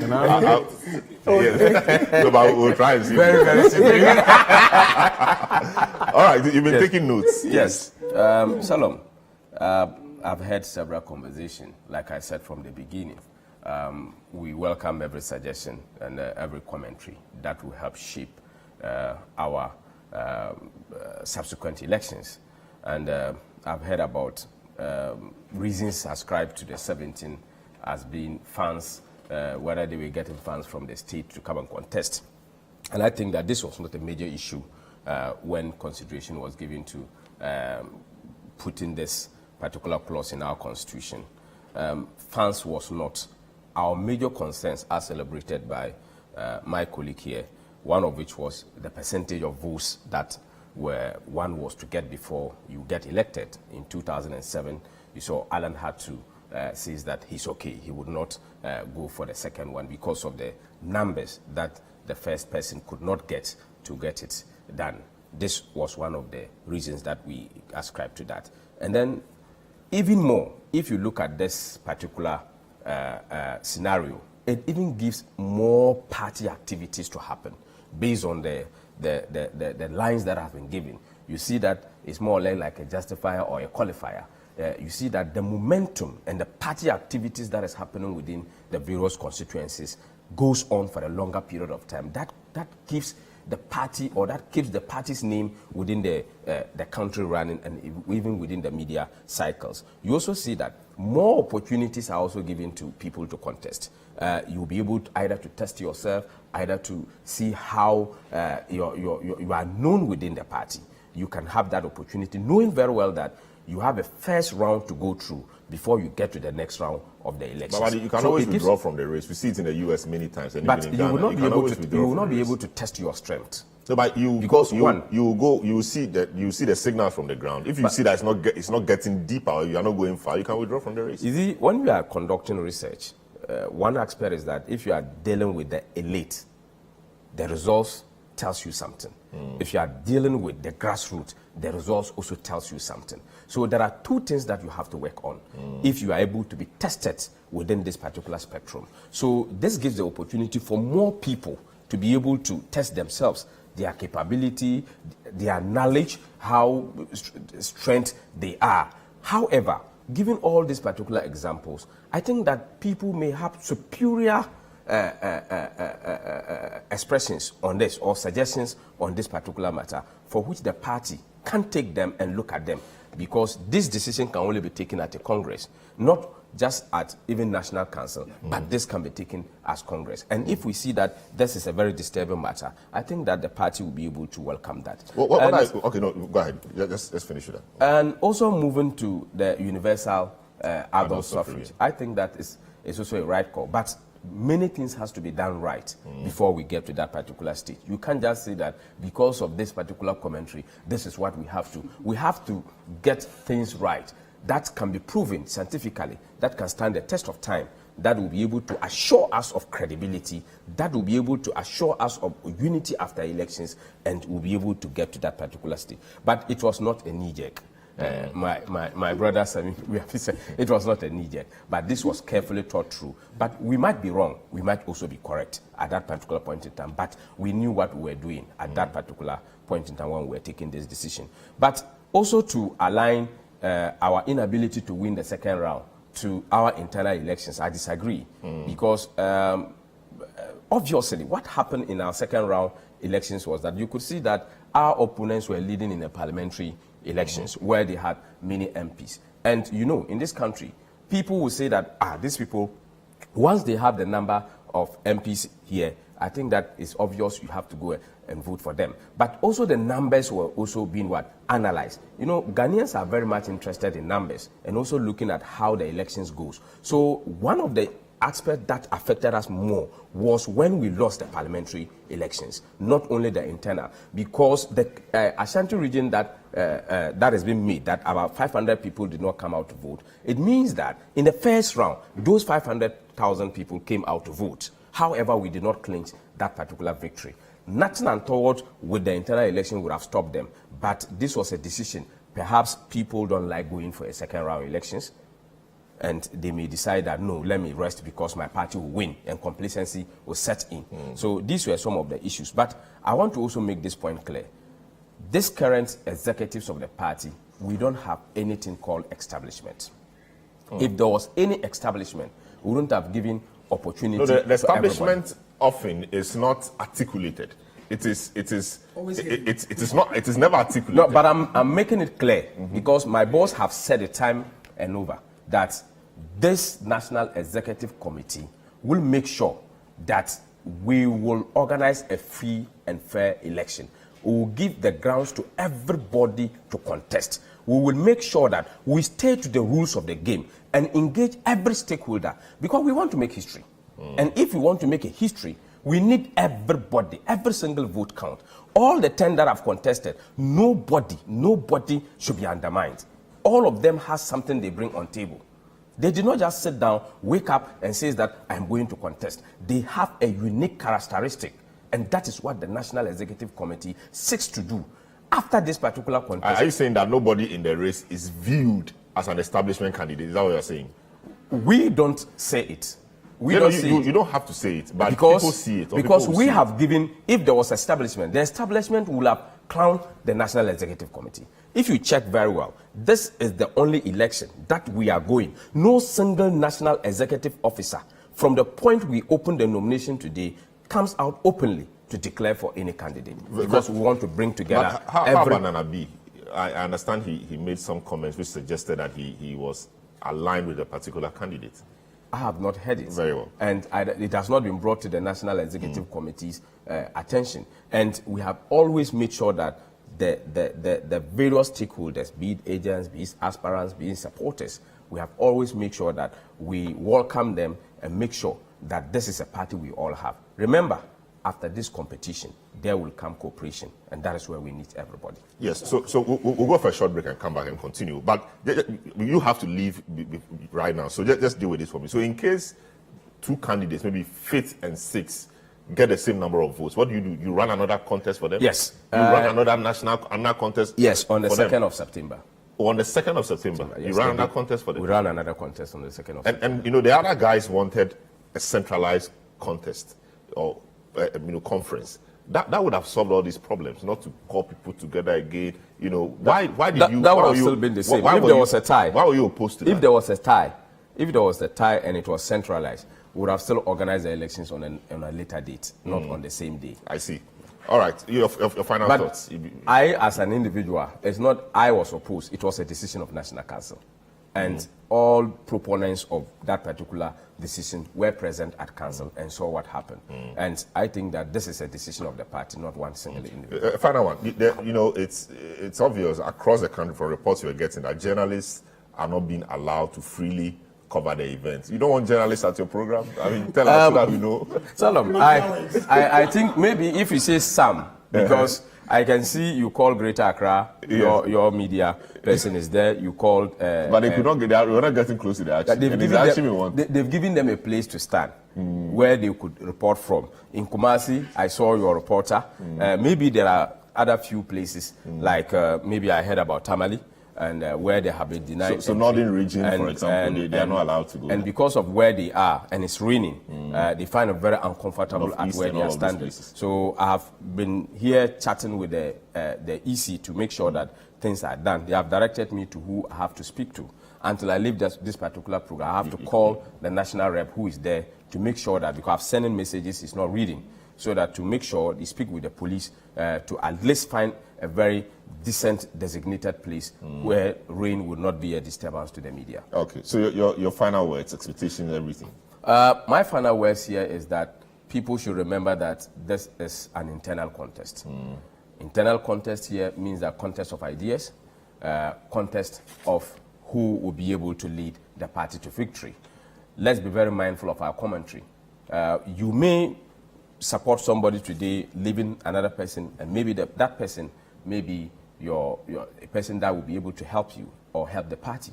So let's be very mindful of our commentary. Let's make sure that whatever we say will bring unity to the party rather than divide the party. Let's make sure that the people that are going into the contest are senior members of the party. Let's dissociate ourselves from going on personal attacks on these particular individuals. It will not help our party. We are going to win elections based on numbers. And everyone that is in this contest or supporting another candidate has a family, has friends, has a lot of people following. So let's be very mindful. Let's say things that will be acceptable and let's respect each other's view.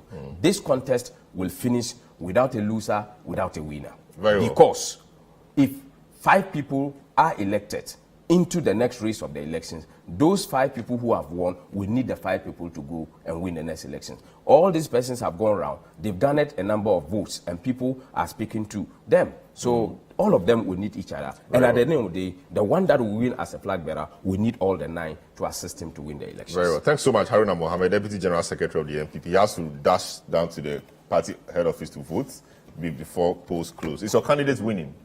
I don't have a candidate. But you are going to vote? Yes, I'll cast my ballot. And you don't have a candidate? I'm doing so or because... You do have spot, but you spot the ballot? I'm doing so because the constitution says it should be secret. But you have a candidate? I will vote. I don't have a candidate. I'll only vote for one of them. I see. All right. So that's Haruna Mohammed, who is the Deputy General Secretary of the NPP. My guest on the show himself, Dr. John Osai Kwapon, Professor Kobi Mensah, Samiri Afe is here.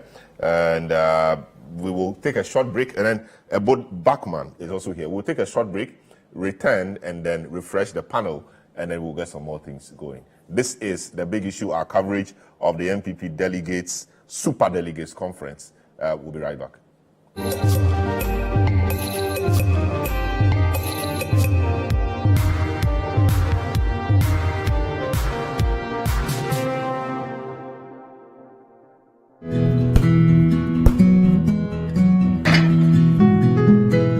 Is the neighborhood I'm having my twins. The very reason why I took it for us. See, the price is very good and it's spacious to contain all of us. Alphabet City. Now I'm a landlord. I don't pay rent. And my Airbnb business is booming. To me, Pamini, bank and I'm not say Alphabet City. The pension pay me 20%. The payment plan, I want to share my man. Just say, and you're very smooth. This is a healthy place to raise our families and creating peace. Come on, be my neighbor. Alphabet City, the ABC of Home Sweet Home. Alphabet City is a classy and peaceful gated community in Sakumono. We have 24/7 top-notch security and high-quality access roads. We have 3 bedrooms and 2 washrooms, 3 bedrooms and 3 washrooms with boys' quarters. We have 3 bedrooms and 4 washrooms. We have 2 bedrooms and 2 washrooms, all with beautiful kitchens and kitchenettes. Call Alphabet City on 0240-111119 or 050-44-99999. Alphabet City, the ABC of Home Sweet Home. Now here, TV, fridge, freezer, air conditioning, gas cooker, washing machine, smartphone, sound system, water dispenser, microwave, blender, rice cooker, kettle, and iron. The Urban Hisense smartphone no sukradia. Yeah, titi so more than a Hisense factory direct promo. Enti niamadada noa, Emma light bill kuno. Fasi baby, never jefofro. Everything 28 August, I come 2nd September. Be way showroom no. Saturday at no. Sana yet on. Wait dear, ya titi swa broso. Who? Hisense. Everyday prices for everyday people. Come on, say! The steadfast love of the Lord never ceases. His mercies never come to an end. On Sunday, the 27th of August, 2023, at 4 p.m., come join Perez Music as he presents the 2nd edition of Glorified, a spirit-filled worship concert. This year's theme is Grace and Mercy. Ministering with Perez Music are Pastor Joe Beecher, Cindy Thompson, and Cece Beju. The venue is the Victory Bible Church International, Dominion Sanctuary, Awoshi. Rate is absolutely free. Come join us as we lift our voices in worship, for indeed, if not by the grace and mercies of God, where will we be? This event is powered by City FM and City TV.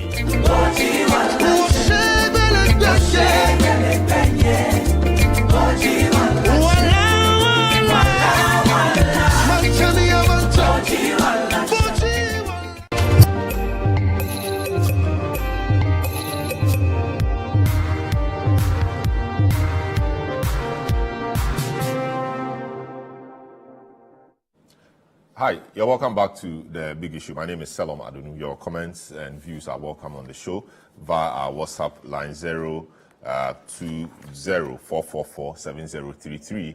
That's displayed on your screen. We want to read from you. We want to hear what you think about the process so far. The New Patriotic Party is going to the polls today. Super delegates to elect 5 out of 10 presidential aspirants to face off in the November polls. We've been discussing the process so far. We earlier had a Deputy General Secretary, Haruna Mohammed, who has had to leave to go and cast his vote. Polls close at 1 o'clock, and he doesn't want to miss out on that one. So we have Dennis Miracles Abuaji, who is spokesperson for the Dr. Baumia campaign, joining us in studio now. We have, from the beginning, Ebo Duncan, who is a member of the Alan. Ebo Bachman, who is a member of the Alan Tremantin campaign. Dr. John Osai Kwapon, political scientist and a CDD fellow. And then Professor Kobe Mensah, political marketing strategist. Samuel Afi is still here with me, my colleague, at the City Newsroom. He's our presidential correspondent. He's covered party conferences and congresses, and he has quite some experience in that arena. Gentlemen, once again, you're welcome to the program. Dennis, you are just joining us. How is the process going so far? I think it's been smooth so far. Of course, with every election, you would have a few issues coming in because people's interpretation of the rules would always vary, and that is why we have the election officers on site to always make sure that some of these. Now, what are these issues? Where you've been so far? I mean, I think we experienced a situation in Ashanti region where there was some complaint of a delegate showing. Ashanti, usually youth organizer. Yeah, showing the ballot. He's also denied it. I've seen pictures flying around to show that indeed it was folded at the time he was putting in the ballot and all of that. But those are minor things. I think we can see that we've done about 98 to 99% success so far, because I mean, an election where you haven't had anybody have a cause to complain about the album, which usually is the biggest, issue. We've had instances where people will go and their names are not in the album. Some people will go and you see Veronica, you see Idua with Miracle's picture, you see Salom with Abna Asantue's picture and all of that. So for me, I think those are the real issues. But if any issue comes up which may not necessarily disenfranchise a delegate, then it can be handled. I mean, even in national elections, we experience these things all the time. And I'll give a big kudos to the elections committee, the electoral commission, all the candidates who are running for the contest, and even the delegates themselves. This is democracy. After all the talking, after all the debates, what is important is that you go in there and you have an opportunity to cast your vote if you qualify for it. So I think it's been smooth so far. All right, let me speak to Professor Kobe Mensah. Prof, how important is, of course, others have answered this, but how important in your view is the outcome of today's results on what happens in November? Does it even matter at all? Once you are part of the fight, does it matter how many votes you might have made qualifying you for the next round, or the quantum of vote or the margin you get has some role to play in what you are to expect in November? Thank you. Solomon, I think that can I please react to the point that Haruna actually made because of public, hearing? I mean, we use platform to educate public. Yes, go ahead. So if I can, go ahead. Yeah, see, when we talk about establishment, as you pointed out, we don't mean that the managers of the process are or have ostensibly said they want to back a particular candidate, but we look at it from their actions. Throughout the process, you had undue advantage given to people. And like you said, we saw happenings in, I think, the eastern region. We saw happenings in Ashanti, where some candidates were speaking and others entered and they were asked to step aside, etc. So these are some of the readings that we have, we see, and then we actually claim that there's an establishment. And of course, not also from the party manager's perspective, but from the executive, I mean, the presidential perspective. And these are some of the things that we use to say establishment. Now, we are first position about knee-jerk does not mean that, they just took the decision. But, when we talk about decision-making, we're looking at simulations. How do you simulate to look at, and people will call it design thinking, to look at this method or this solution that you are preferring. How would it stand in the day of practice? I.e., marketers will say moment of truth. You would have to, simulate various approaches in order to come out with the most optimum. But we don't see our political parties doing that. And so you can qualify it as a knee-jerk. It doesn't mean that they just took the decision, but thought processes and systems that could put in place to make sure that you have the most optimum, optimized, approach. They don't do it. And it's true for all the political parties in Ghana. So I wanted to qualify that for public, education, for example. That's great. Now, secondly, I think that the point has made that indeed this actually subtracts from our democratic credential. And I agree. John made that point earlier. You see, when you look at certain theories, I'll give you two theories of what we call social impact theory and what we call the social norms. When a group of people do certain things, it has an effect on other groups if they have to come to do it later. All right. And that's why we don't do, a presidential election and do the parliamentary. And one of the reasons is not because of cost, but because of its likely social impact on those who will come later. So if you're having a superdelegate elections now, and you're going to have another one in November, there are chances that, the one who would lead or who would become the top of the pile will use it for campaign. A point that you made, all right, it would have an effect, a snowball effect on November. And so, and especially in times that we have this social media and we have what we call fake news, etc., some people would even be made to believe in the hinterland that a certain candidate had won. All right? How are you going to actually deal with that? So for me, I don't think it actually strengthens our democracy. It actually subtracts from it, because if we want to strengthen our system, let's look at the most optimized system that will give a fair play.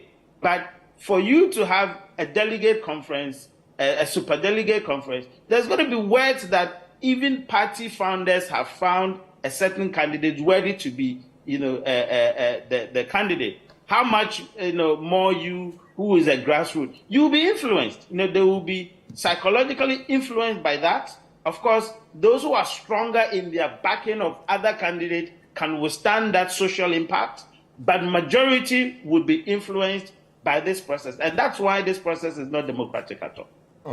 I see. So in your view, the outcome of this election surely will have a role to play on what happens in November, because, absolutely, like you said, there'll be well going around that even the party bigwigs, founders, etc., have found this person worthy to lead us. So you guys, grassroots, what do you have to say?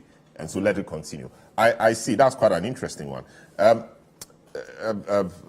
me come to you. A lot of the time, because of this whole issue about establishment, your camp is began saying that it's not a case that, this election really doesn't matter. Once you're part of the fight, that's fine. The real election is in November. In the light of everything that has been said, do you guys still hold that view that this will have no bearing at all on what happens in November? Of course. This is just part of the process. It's not an end in itself. It's just a sieving process to get the final five. And for us, whoever, finds himself within the five, it's good to go for the November one. And for me, if you look at the people who are going to vote this time and those who will be voting in November, there's no correlation to assume that whatever happens would have a consequential effect of what happens in November. There's nothing. Nobody can, people cite the 2014 example. But you see, in 2014, if you look at the sequence, if you start from 2008, how we lost the elections and the sympathy Nana Addo gathered at that time, he carried the same sympathy to the 2010. And if you remember 2012, the election, we went to court because we felt we were cheated. So the sympathy was still there for Nana Addo. So winning the 2024, it was a win for Nana Addo because of the sympathy he carried through. And the situation this time is quite different. And I'm saying that, of course, if you don't understand the game, you can claim that. But if you really understand the game, you will know that what is going to happen today will not have any serious effects. Maybe it might have some, but it will be a serious some degree of effect. But then it won't have any serious effect in what is going to happen. Are you telling me that if one candidate gets like 80% or 90%, and the next person gets like 15%, that will not have any impact on the minds of the grassroots? It won't have any. See, it won't have any effect because the point is that the grassroots of the party, they know what they want. And what they want does not depend on what others want or what. But what they want sometimes depends on what their MPs want, or depends on what the people who sponsor them to get to those positions want. But interestingly, the MPs themselves will put themselves forward to this for these people to be voted. So they will have to present themselves to be voted for by these people. A lot of them have their, before in primaries, we hear a lot of things that, these are the MPs people. Or if you want to run to be an MP and you don't start early, then you are a joker. You need to start where the polling station elections are being held. So you have your people, because they'll be the delegates. And it's almost the same people we are using for this. Yeah. So if I am the MP, it means I have a lot of those people who like me, and I influence them. So if I tell them, okay, my candidate is coming a B, let's go, they'll follow me. No, people may like you as an MP, they may not like the candidate you are following. So there's no direct correlation there. The point I'm making is that these are two distinct election processes, and so you can't link them. Because of what happened in 2014, I've given you the conditions of 2014, and things are quite different. For me, I strongly believe we are going to have surprises in this election. As to the direction or the quantum of the surprises, I can't tell. But I know we are going to have surprises in this election. Surprises will mean what? Because if Alan Chamantin wins, would that be a surprise? If Bawumia wins, would that be a surprise? Surprises mean what? Surprises, people's expectations and what will happen. What are the expectations of people? I mean, if you listen to some of the candidates, and the things they are saying, or spokesperson, candidates like Adainimo, Kojopoku, and the things they are saying. Which candidates? No, some people don't expect. Maybe I don't want to mention it. Some of the candidates to be part of the 5. You see them in the 5. Some people expect some of the candidates to have certain percentage, and they will not. You are saying that people don't expect Alan. What's the name? Kennedy Japan and Bawumia to be in the top 5. These are people who are. No, the point I'm making is that surprising in terms of what people would have liked to have in terms of percentage. And also surprises in terms of people that will be part of the 5 that people did not give them that chance. That they didn't think this person will be able to make the 5. So for me, what is important to establish is that this is just part of the process. It doesn't make it. There's not going to be any winner. Anybody who is part of the 5 is good to go for November 4th. For me, that is the most important thing to look at. Yeah, I see. But if you permit me, I was going to make a point in reaction to something that Haruna said, and for me, it is important we capture it going forward. When we have made reference to what happened in 2007, and said it were as a result of that. NPP took a decision and he felt it was a knee-jerk reaction. Haruna was making a point that in 2007 we lost the election not because of the internal election, but because of the fact that in the first round, NDC had the parliamentary. The parliamentary, they were leading. You see, but there was a linkage. The internal election that we had led to disqualification of a lot of candidates in certain constituencies. Internal elections, as in the 17th? Yeah, the 17th. How did that lead to the disqualification of MP aspirants? I'm coming. 2007, after the Legon Congress, some of the people who contested, who openly supported a particular candidate, were targeted. And so, as a result of that, those people were disqualified, some unjustifiably. And so, it had the effect on the parliamentary elections. Some of the seats that we lost, we could have won them, but for those disqualifications. And I give myself as an example, because that time I was contesting in Cape Coast. Cape Coast when it was one constituency. Okay. Yes, 2008, I was contesting. I was the youth organizer of the party at the time. I was the presiding member of the Metro Assembly and had contested 4 years earlier with Honorable Christine Checha. Okay. But 2008, because 2007, I openly supported a candidate. Yeah, I was disqualified. It became an issue, and we lost the. You were disqualified based on some other reason or on this reason? No, that was the reason because you were told at the meeting where the results were declared that you were disqualified because you supported Alan. There should be another reason. No. The point is that even the letter that was given to me, I'm saying all this because we want to do things better as we move forward. Yes. Even the letter that was given to me, it was stated in the letter that for a reason that cannot be stated in the letter. They said that in the letter? In the letter. And the letter was given to me after the primaries had been heard. I'm saying that some of these problems we had affected the result we had in 2008. So in your case, for example, your supporters, some of them will be apathetic to the process. Oh yeah, so that's why for the first time, we lost the Cape Coast seat to Lawyer Barton Odro. Yes. Yes, that was when Cape Coast was one constituency. So I'm saying that moving forward, after whatever you're going to do from today to 4th November, I mean, you should be able to, allow people to, freely, express their opinion, and also those who will be contesting. We shouldn't have the repetition of what happened to the party after the 2007 Congress in Legon. Very well. Yeah. There's some information we are picking from the Northeast region where we understand that the Alan Chemantin campaign coordinator is being attacked. Quite a number of reactions coming through from there. Boabian Samoa, who is it the coordinator of your campaign? Communication director of the campaign for Alan Chemantin. He's calling for the election in the Northeast region to be annulled over allegations of breach of rules. To be annulled for over allegations of breach of rules. The whole election in the region should be annulled. That's the call he is making. Let me speak to our correspondent. Okay, so before that, let's hear what Boabian Samoa has been telling people about what is happening in the Northeast region. In the Northeast, they have beaten our agent. Our agent is in the hospital. And they were showing the vote because they were voting for the vice president. They've been asked to show the vote. But honorable, if they add the result, it's obviously a public sham. That's why I'm telling the entire world, including His Excellency the President, to put his foot down. Because if we all make rules and we decide that the rules will not be enforced, the rules are for the benefit of the public and the candidates, and yet on the ground they will not be enforced, force is applied, impunity is applied, and nobody is able to do anything about it, then the result is a sham. However, some can say that, your request is a bit far-fetched.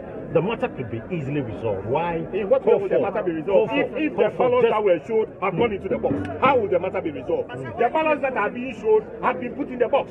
How will the matter be resolved? The rules say that any ballot that is showed is invalid. That is what the rules say. Any ballot that is showed is invalid.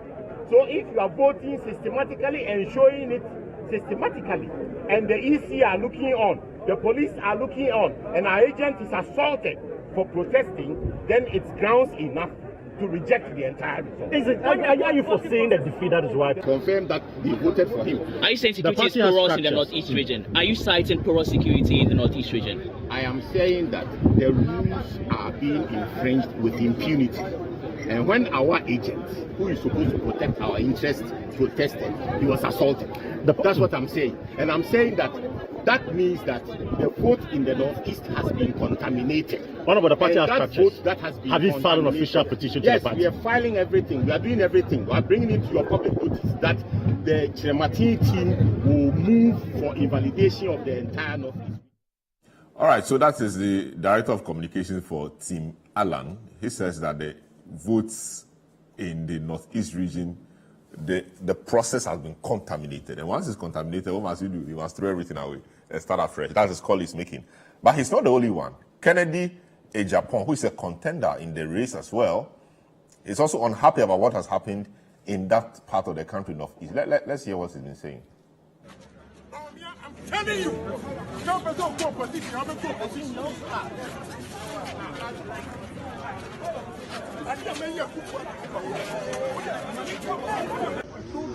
in this country. President Akufo, member will show down. Vice President, member will show down. So, Mama chasing me agent. I'm not going to shut them. What do you bet? What do you bet in your best you have? Yes. May challenge the President Akufo at any time.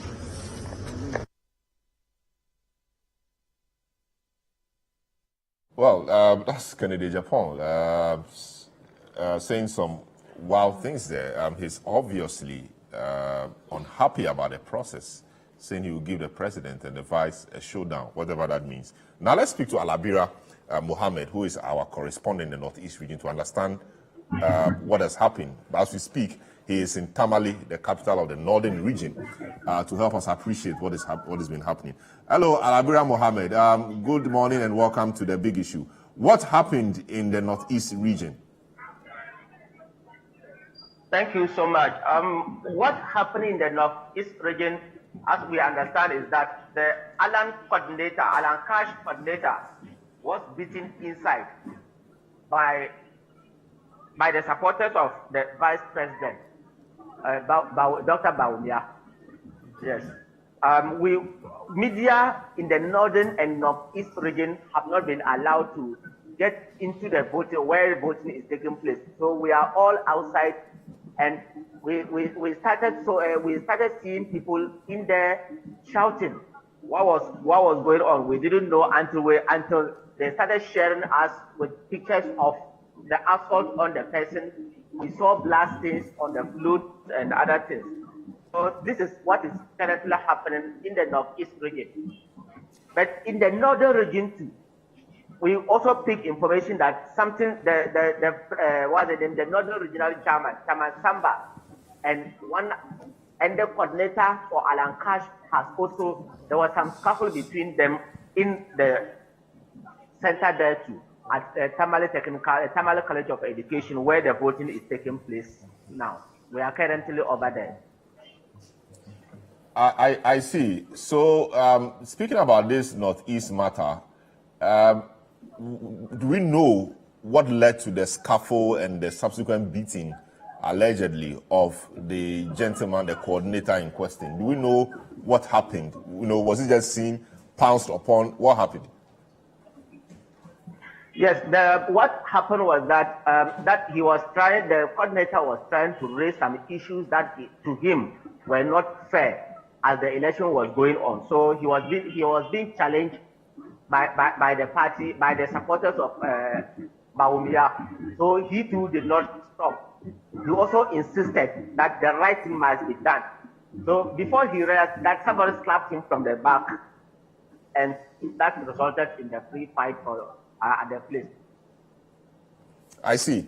Mohammed Alabria, thank you so much. We'll be coming back to you for more updates as the program continues and as the process at the various centers also continue. This is a big issue on City TV and on 97.3 City FM. We are covering the MPP Superdelegates Conference intended to cut down the number of the aspirants from 10 to 5. And that is a process we are engaged in. We are having a discussion with a number of guests: Dennis Miracles Abuaji, Ebo Bachman, Dr. John Osai Kwapon, and Professor Kobe Mensah. My colleague Sami Afi is in studio with me. This is obviously not good. I mean, people attacking people physically. Kennedy Japan, who is a member or who is a contender in the race, speaking in the manner. Obviously, things are not right. I think at this point we'd have to establish the facts before we can go into these things. During the electoral processes, usually a lot of things happen. And if you don't take care and you rely on some of these reportage, maybe later on you find the complete. Now you've seen videos, you've seen pictures. Yes, but if I show you a picture of somebody beating me, my issue is not about the beating. I mean, why should you beat anybody? Why should you touch anybody in an electoral process? Why should you even go physical in an electoral process? That is condemnable. But my challenge is this haste in everybody around these elections. There are 9-10 people contesting, and immediately somebody touches Bachman, they said Bawumia. immediately somebody, you know, that for me I find Why quite... the people who are touching him are known Baumia people? Why not? So the Kennedy one, that he said that his agent has been sacked from a police station is Baumia and Anado. No, we don't know what he knows. No, I'm just telling you. But He doesn't. You don't need to know. You don't need to know what he knows. The guy at the coordinator, that's an alarm. It's only confirming my point that if you are standing in a police station in Kofodia Sectek and you are called that your agent has been sacked from a police station. By which people? And if they tell me that the guys who sacked him are members from this camp, and then you are, that gives me then you are called. You are on phone telling your president that you give Baumia and Nanado a showdown. And Nanado, but we are there at Sectek. But showdown. So it goes back to the establishment conversation. No. I'll come back to that.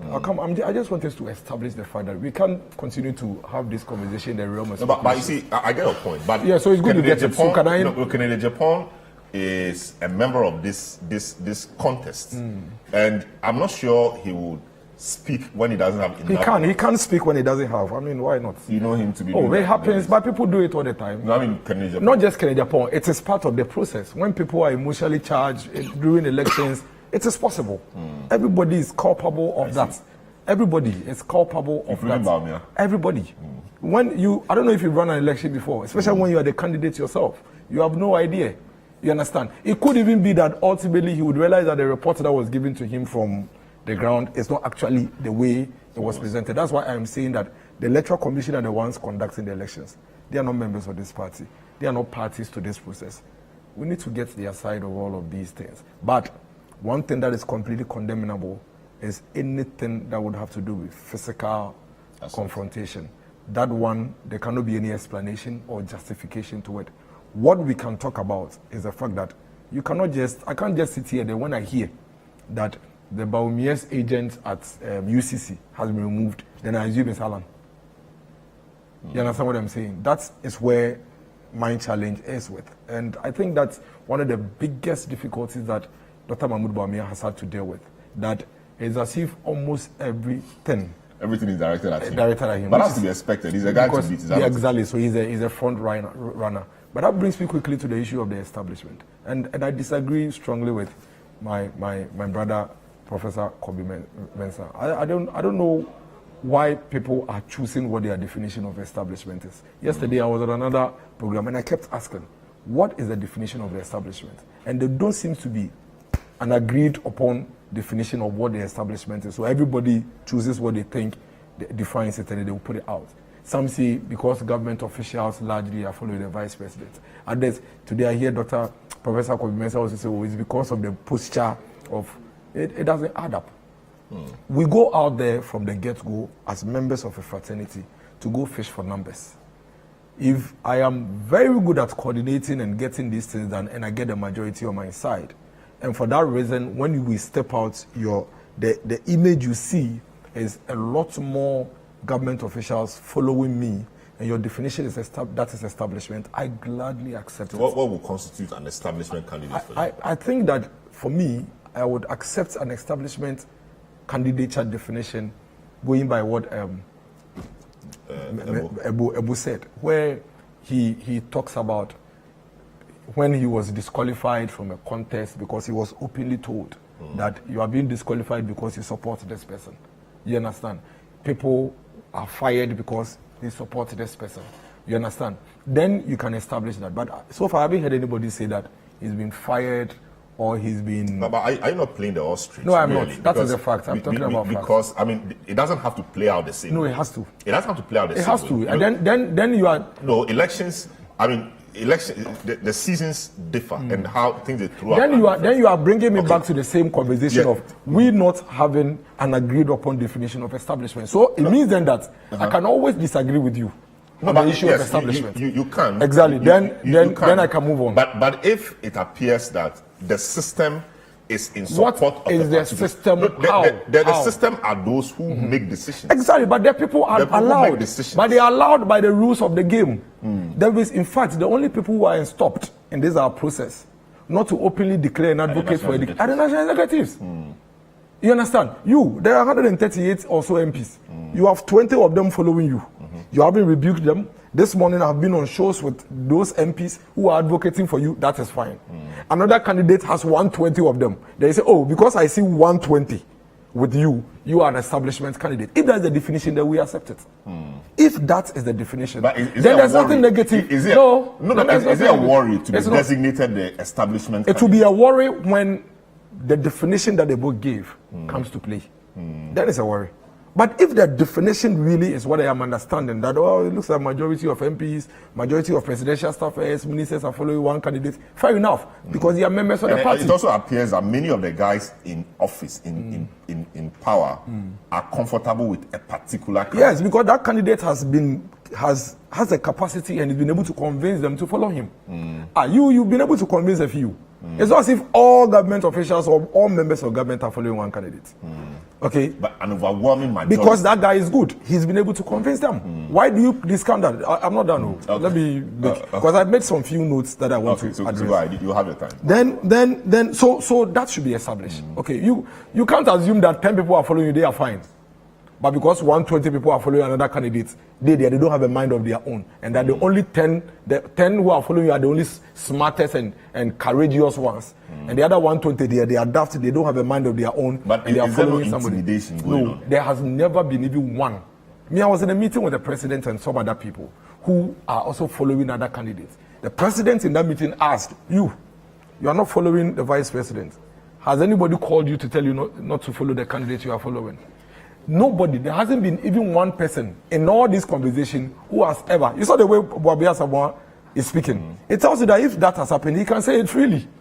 Okay? But they say their members have been intimidated. Have they mentioned That's why they say be bold. He's being bold today. But have you heard of the mantra or the slogan be bold? I have not heard anybody in this government. No, you've not heard the mantra be bold. I have not heard anybody in this government being intimidated, and they have never said that anybody in the government has been intimidated and mentioned anybody's name.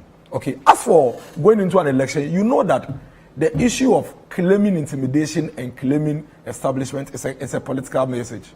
It's a political tool. So you should be rest assured that anybody who feels that he's not getting majority of the people the majority of the people he needs would go that way. But let me tell you something. Today's election, that they claim establishment, ministers, we don't even have up to 3% of the delegates being people in government. 3. It's just about 2.9% of the people who are voting today who are actually in government. You understand? So the data and the statistics doesn't support that speculation. That the actual numbers who are going out there to go and vote, a very small percentage of them are in government. The November 4th election, the number of people in government, when you compare that against those who are not in government, you won't even get 20%. So the figures and the statistics doesn't support those speculations. But like I said, if the definition of establishment is that a lot of people in government who have votes are supporting Dr. Mahmoud Bawumia, then we gladly accept that. Why not? Because today we are still working on ensuring that Honorable Abna Asare, who is the Deputy Finance Minister and supports Honorable Alan Chemanti, will change their mind and come and support Dr. Mahmoud Bawumia. You have MPs, you have board chairmen, you have cabinet ministers who are not supporting Dr. Mahmoud Bawumia. Our job is not to run them down and discount them. Our job is to go after them and give them cause and reason to come and support the vice president. I'm not done, but you know, it's not fair. It's not fair. You allow prof, you allowed. Prof is a prof, so you know. The other thing.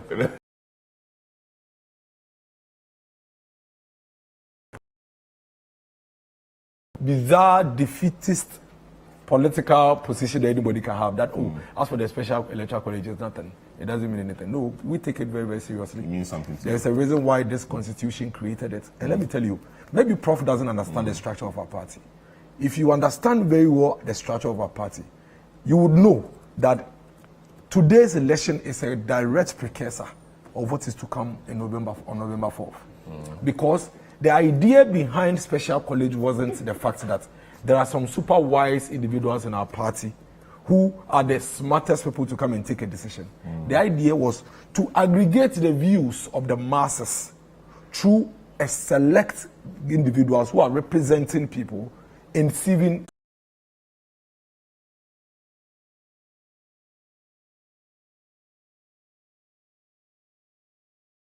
uses the word delegates. The meaning of delegates is that you are not on your own. So your view is and that's not my view. It is the law. It is not my view. But the law has to be interpreted. The meaning of delegates. The law has to be interpreted. So let's take it one by one. The meaning of delegates is that somebody has given you a mandate to go and do something on his behalf. Is that the case? Because that is the word. That is the case. That is what it means. That could be. It's not good. But we have instances where the delegate comes and he votes what he wants. That, you see, I'm establishing a point, and I want you to follow me. You are the lawyers. You understand these things better.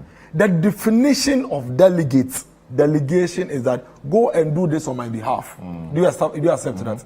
If you choose to go and do otherwise, when you come back, I will ask you why you didn't do it the way. But there's no way of telling. Yes, but I will ask you why you didn't do it the way I did it the way you asked. That is fine.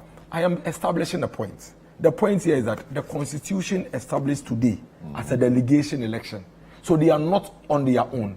Their decision is supposed to represent the views. So how about if the views are split? How does he represent? The figures will show. The majority view is what you must go and vote according to. So a lot of the chairmen and a lot of the MPs, they've met their people. When we went around, some of the chairmen will say, you remember I met you about 2 weeks ago. Who did you say I should vote for on August 26th? Then they will scream it out. At the Bawumia meeting. They are the ones the chairmen are coming to vote for. You understand? So if you come and sit here, you are into a contest, you've gone around campaigning to these same special delegates, and then 2 hours to the election, you say, oh, you know, as for this election, it's nothing. No, but it doesn't matter what happens. Are just a few. It doesn't matter what happens, it's nothing. Then why are you contesting in it in the first place?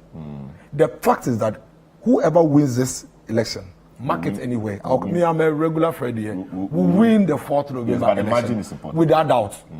If you cannot convince 1,000 members of our party, they talk as if the 1,000 or 955 people are NDC and CPP. They are also members of the party.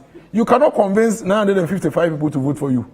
But you are telling your people, whoever is giving you financial support, if you come and tell him that, oh, I beg you, I can't convince 955 of my party people to vote for me.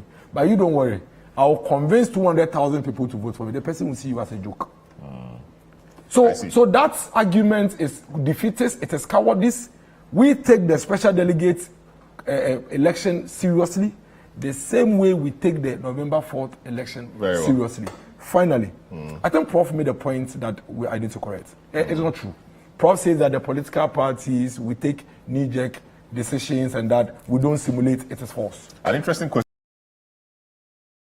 It fits in. Okay. It says that if the delegates represent the views of the bigger delegates, why are you guys going for the November? Because we don't want 10 people, 17 people crisscrossing the country.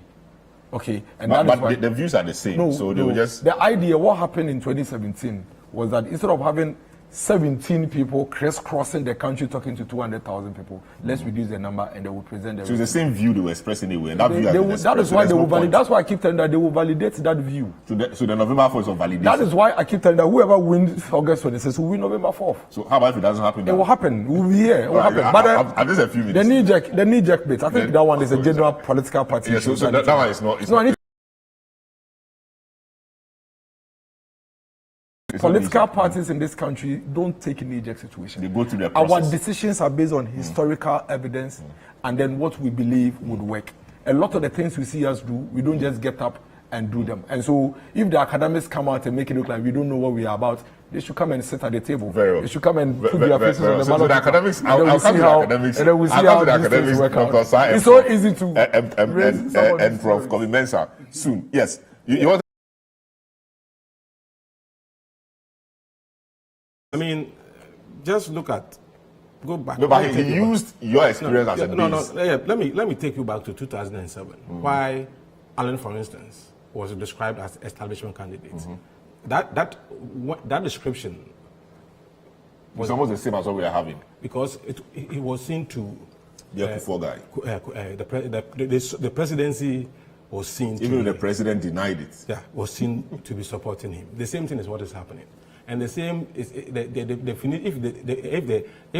that definition was anything to go by, then the vice president is also the establishment candidate. I mean, there's no doubt about it. You can go around, you can use words and describe it. He's the establishment candidate. That fact, it has to be established. Yes, but on the issue, we accept it. On the issue of whoever is going to win this is going to win the November one. That's what I'm saying. That if you don't want politics. Me, I've gone. But if it is a case that, if it is a case that I'm the party chairman for the constituency or wherever, and I'm coming to vote, my people tell me that no, if you go vote for Ebo, don't vote for Dennis. And I come and I go for Ebo. That's what they have asked me to do. So why would that not be represented? And if the same guys will come and vote in November, why should it be different? Dennis knows that the delegate in his own paper. In actual, it doesn't happen. It happens. Oh no, Dennis. I mean, let's not. I mean, the politics. We started doing politics from '92. You know what has been happening. We call it delegate conference. But people come and vote based on what they receive and what they believe in. I see. So let's not. I mean, we can theoretically say it's working, but practically it's not working. So you are dealing with the practicality of it. Yeah. So you can decide to take it that if you should you win this election, you're going to win, or the selection process. If you top it. If you come on top, you're going to win the November one. You can take it like that. But for us, what is important is the November one, because we are dealing with over 200,000 delegates, as against 900. Are you getting the point I'm making? So you can decide, and of course, they are playing psychological game here. They will tell you whoever wins. Yeah, it's part of it. Whoever wins, this one is going to win the other one. But you're worried that you don't win this one. No, you see. Let the result because you can also play the psychological game. Let the results come. And then we can talk after the results. No, it's really. But you don't go ahead and say that you win. What is important for us? Part of the five. And I think all aspirants would want that desire to be part of the five. And we have the same desire, and we believe you're going to be part of the five. That is what is important. So you can set your own questions and answer them and be excited about it. But the truth is that we are dealing with two different processes. And I don't see any correlation between the two, because we are dealing, these are two different situations. Very well. Let me go to Dr. Osai. Dennis Abuaji says the academics or the professors, more or less, not in so many words, but I mean, they more or less being theoretical. They are on the ground and they know what they are talking about. Let me take Dr. Osai first. Do you really think? I mean, he says he has an interesting way of putting it, that the election of today will only be validated in November, meaning that the same thing will play out in November. So there's no, once you win this, you are rest assured. His opposite number doesn't believe that or doesn't agree to that.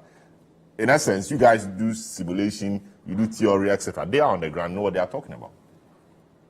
I mean, that's fair. But for me, two quick things that I want to respond to. So when we use the phrase or the term an establishment candidate, I don't think we use it in a pejorative way or in a negative way. I don't know, maybe in the context of Ghanaian politics, to call someone the establishment candidate is offensive. But in the US, in fact, when you are the establishment candidate, it comes with an advantage, right? It's seen as an advantageous thing. I supported Hillary Clinton. I was very happy that the party, even Joe Biden was able to beat back Bernie Sanders, because for me, right, when somebody has made an investment in the party, not even just their resources, but their time, being a strong advocate of the party, they need to be rewarded for that, which is why I'm never able to support a candidate like Bernie Sanders. So in the context that I use, the phrase the establishment candidate, it's not used in a way as to make it sound as though someone has taken leave of their thinking, or no, nobody is saying that. I mean, people have very well articulated reasons why they choose one candidate over the other. It is just that when you are a keen political observer and you look at key figures, key voices of a given political party, you can always tell where the support is going. That is the context within which one uses that comment or that phrase, one is an establishment candidate. Very well. Right. Yes, Prof, your final words on this, and you may use that to respond to things. Dennis, I think that I would have to commend you for one thing.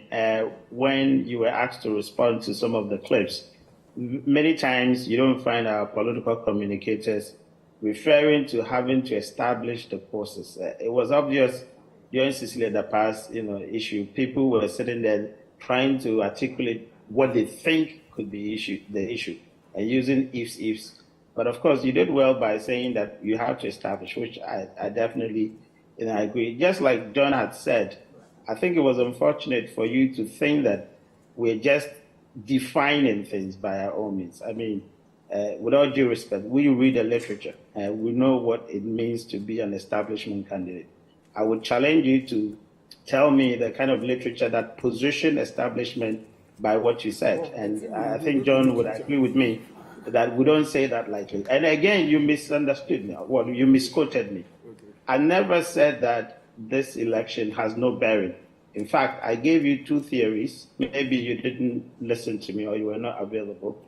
I gave you two theories that support why this is not a good thing. Because we see during elections, we say that you don't campaign during the election. Why? Because we think that it can have repercussions on the D-Day. That's why there's a reason why. That's why the reason why you do not campaign a day before election, so that the voters are not, kind of influenced by your conduct. You can position this in the same manner. You're doing an election here and then do another election in November, just like you said, or just as you said, whatever plays out now. And I gave you two theories that could influence, the November election. And when Ebo was actually saying that it has no effect, I disagree with him, because you see, in the research we have something called moderating effect. All right. Now, if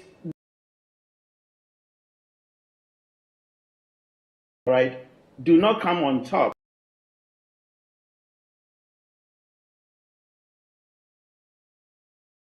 they have to campaign more to sort of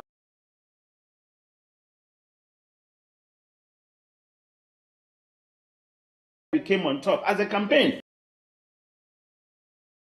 So it makes their job more difficult. And that's why I don't agree with Ebo that it has no effect at all. Because then they have to go 100 miles, more than they're doing now. Counter that mojo that you have. Very well. Thanks so much, Prof. Samiri Afe is my colleague. I'll sacrifice him. He'll be back on the next panel. Guys, thanks so much for being around. Dennis Miracle Sabuaji. No, it's time. Dennis, you've spoken a lot. Dennis Miracle Sabuaji, spokesperson for the Dr. Bahumia campaign. Ebo Bachman is a member of the Alanchirmantin campaign. You heard Haruna Mohammed, Deputy General Secretary of the MPP. Dr. John Osai Kwapon, political scientist and CDD fellow, and Prof. Kobe Mensah, political marketing strategy, and Samiri Afe, of course. They have been my guests. This has been our show today. We are closing the big issue, but we'll be back shortly for further analysis on the happenings of the MPP Superdelegates Conference. We'll be here till we know the top 5 and we know who the other 5 will be and what the margins are. This is your Election Bureau, your home of comprehensive election coverage. My name is Salam Adunu. Thanks so much for joining me do this morning. Have a good afternoon.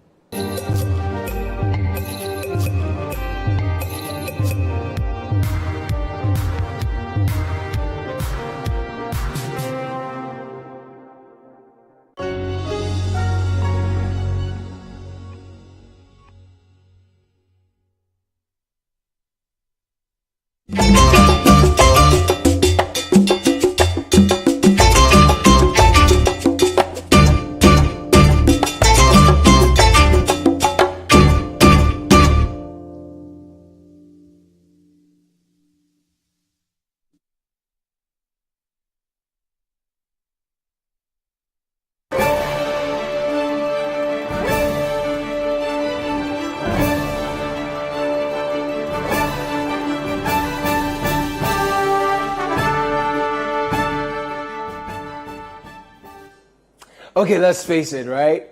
The weather these days is some way. I mean, it makes waking up early very, very difficult, doesn't it? Yeah, it's same for me. But interestingly, I woke up like 2 hours earlier today. I was just sitting down and I was just doing this. Like I was counting and counting, calculation upon calculation, but it was not calculating. Guys, listen, August is almost done. Granted, we have enough life. I promise. We are left with September, October, November, and what? December. No, my year of divine speed is over already. The divine speed, please, is your own still speeding? Or you have parked at no parking? Well, don't get it twisted. Some are counting the days, others are making the days count. Whether you're counting your days or you're making your days count, you need to know some basic accounting, because if your accounting is low, your account is low. I mean, yeah, your accounting, you can't be productive. You bow. But once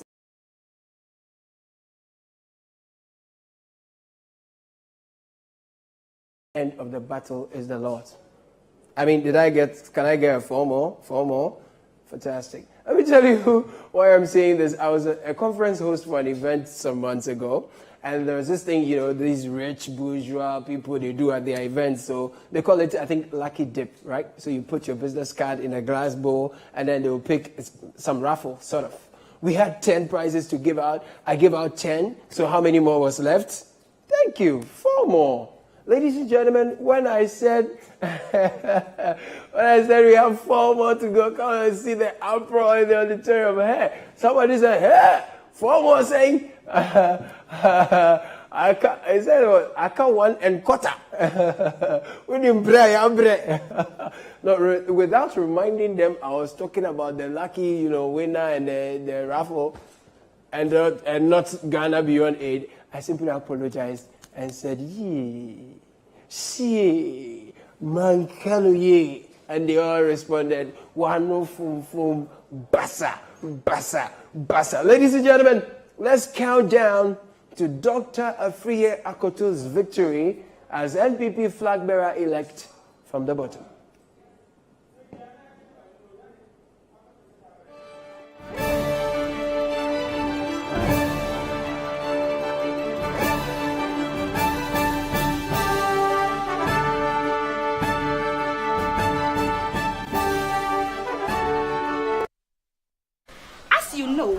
Franco Trading Enterprise is still the leading mobile phone, accessories, and your electronic retail outlet. You can purchase affordable items such as Nokia, Samsung, iPhone, Franco air condition from 1.5 horsepower to 2.5 horsepower, Franco TV from 32 inches to 65 inches, and all other mobile phones from our shops nationwide at discounted prices on all digital platforms. Call us on 0246 422 338 or 0555 939311. You can download the Franco Trading app on Apple Store or Google Play Store, or you can visit our website on www.francotrading.com. Franco Trading Enterprise, the home of quality mobile phones and accessories. The point of view. If cabinet ministers have been accused of sabotaging a major government program, which almost every day was in the news, how come we haven't heard anything until after the interview and then we are told that this should be investigated? With the complexities of the issues happening around us on a daily basis, Bernard, we're not in a good place. We're not in a good place because we don't have access to the international capital market. It's the hard-hitting conversations on the point of view. MPP and the NDC have had a consensus about economic policy. The fight really has been about who will be in power and who will be sitting at the edge of the trough and helping themselves and their associates. And the probing questions of the point of view. How many times have I even showed the world's most expensive hole? Why can't they tell us the exact amount? And why is it that what they told Parliament is not less than $1 million? The twisted entanglements of politics and governance. There's nothing wrong for a politician to address national issues and also respond to critics, as well as religious and social discourse.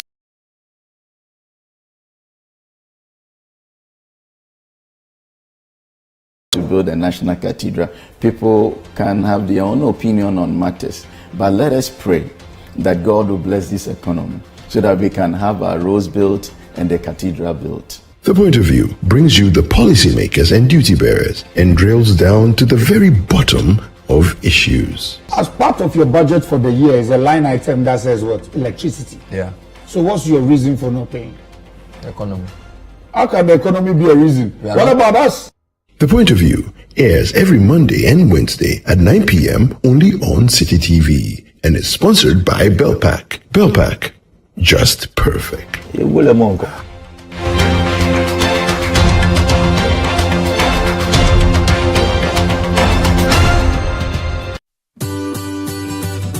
City TV is live on DSTV. Find us on channel 363. On GoTV, we're on channel 117. And on HD Plus, get us on channel 108. On a digital TV, run a new search. But take note that without an antenna, you cannot access City TV. City TV can be accessed on any free-to-air digital box like the GoTV and HD Plus boxes. City TV, it's your world. First to appear on the ballot is Kennedy Ohene Japan, the Member of Parliament for the Asin Central Constituency and Board Chairman of the Ghana Gas Company Limited.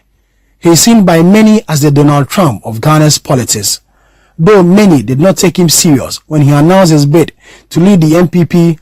Opinion polls in recent times suggest that he may cause a major upset in the election on Saturday.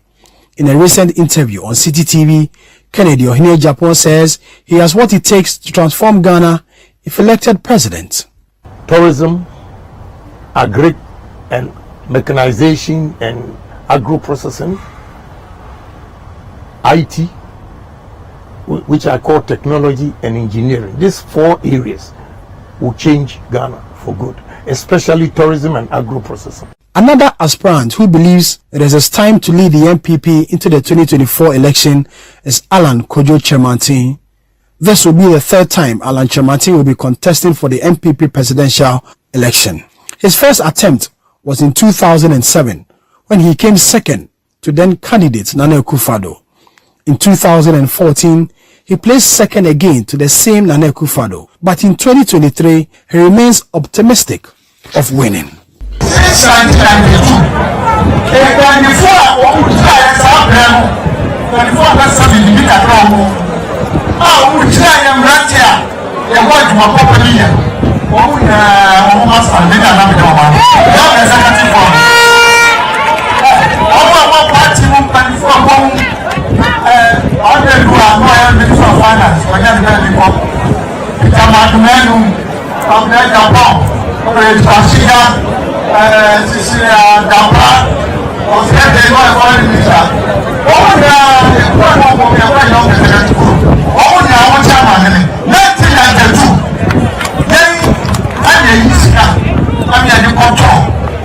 Former railway minister and MP for Isikado Ketan Joe Gatti will on Saturday make a second attempt at the presidency after a failed one in 2014. The former Deputy Speaker of Parliament is banking his hopes on his numerous achievements as AG, MP, and a member of the MPP legal team that undertook some reforms in the party.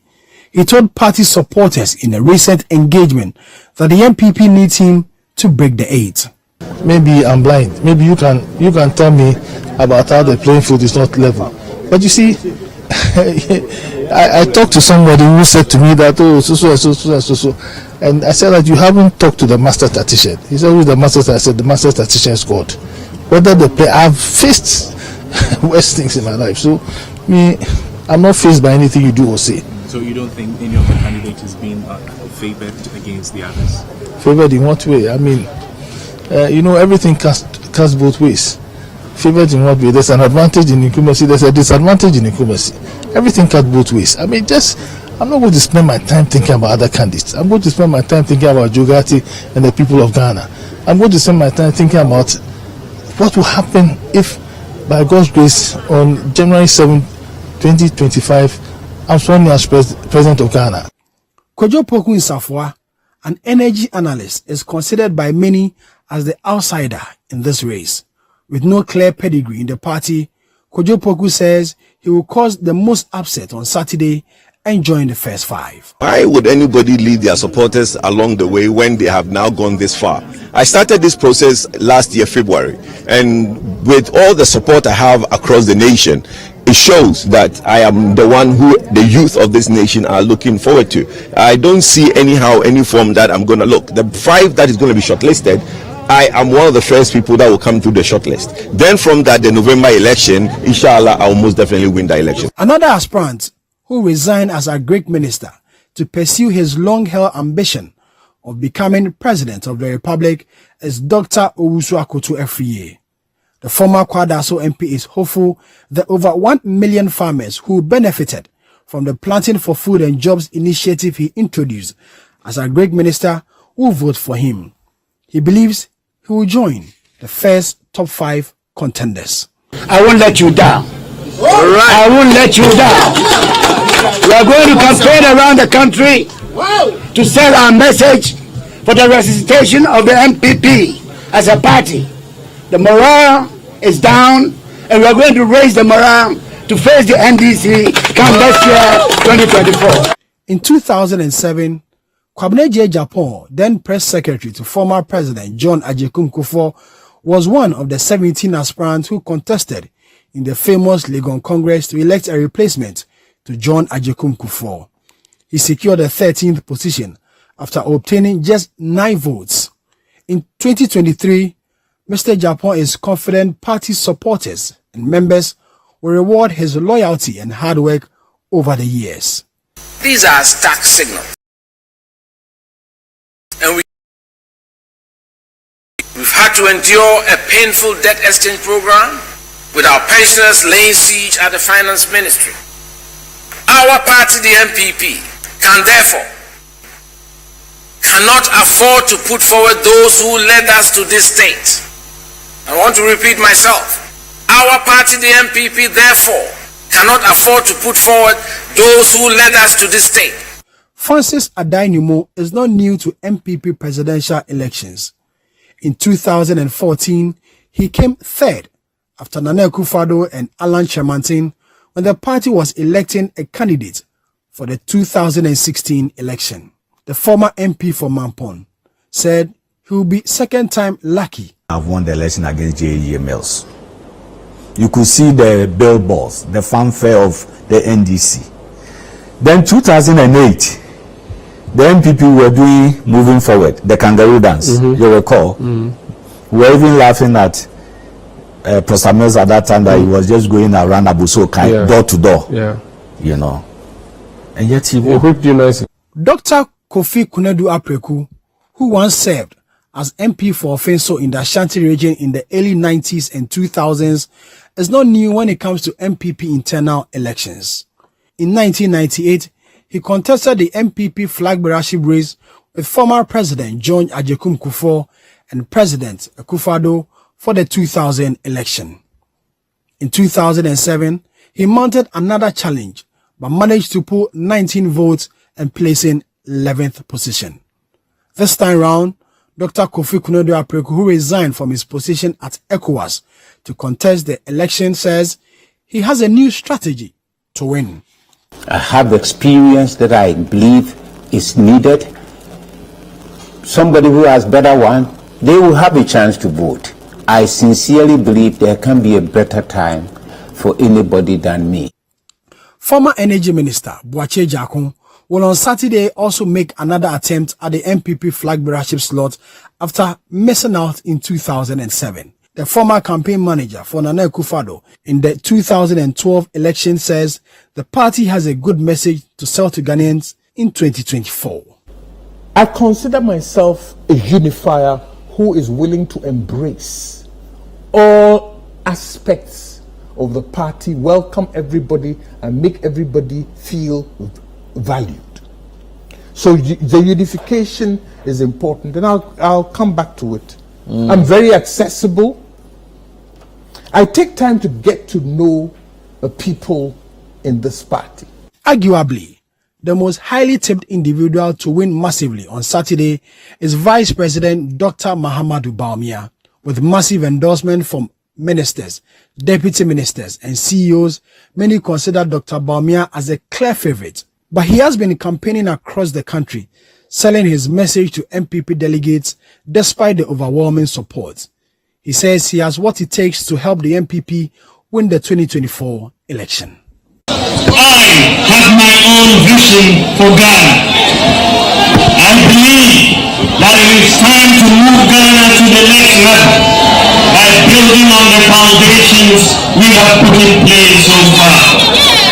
Together with you, I want to see a Ghana where we leverage technology, data and systems for inclusive economic growth. I want to make Ghana the digital hub of Africa.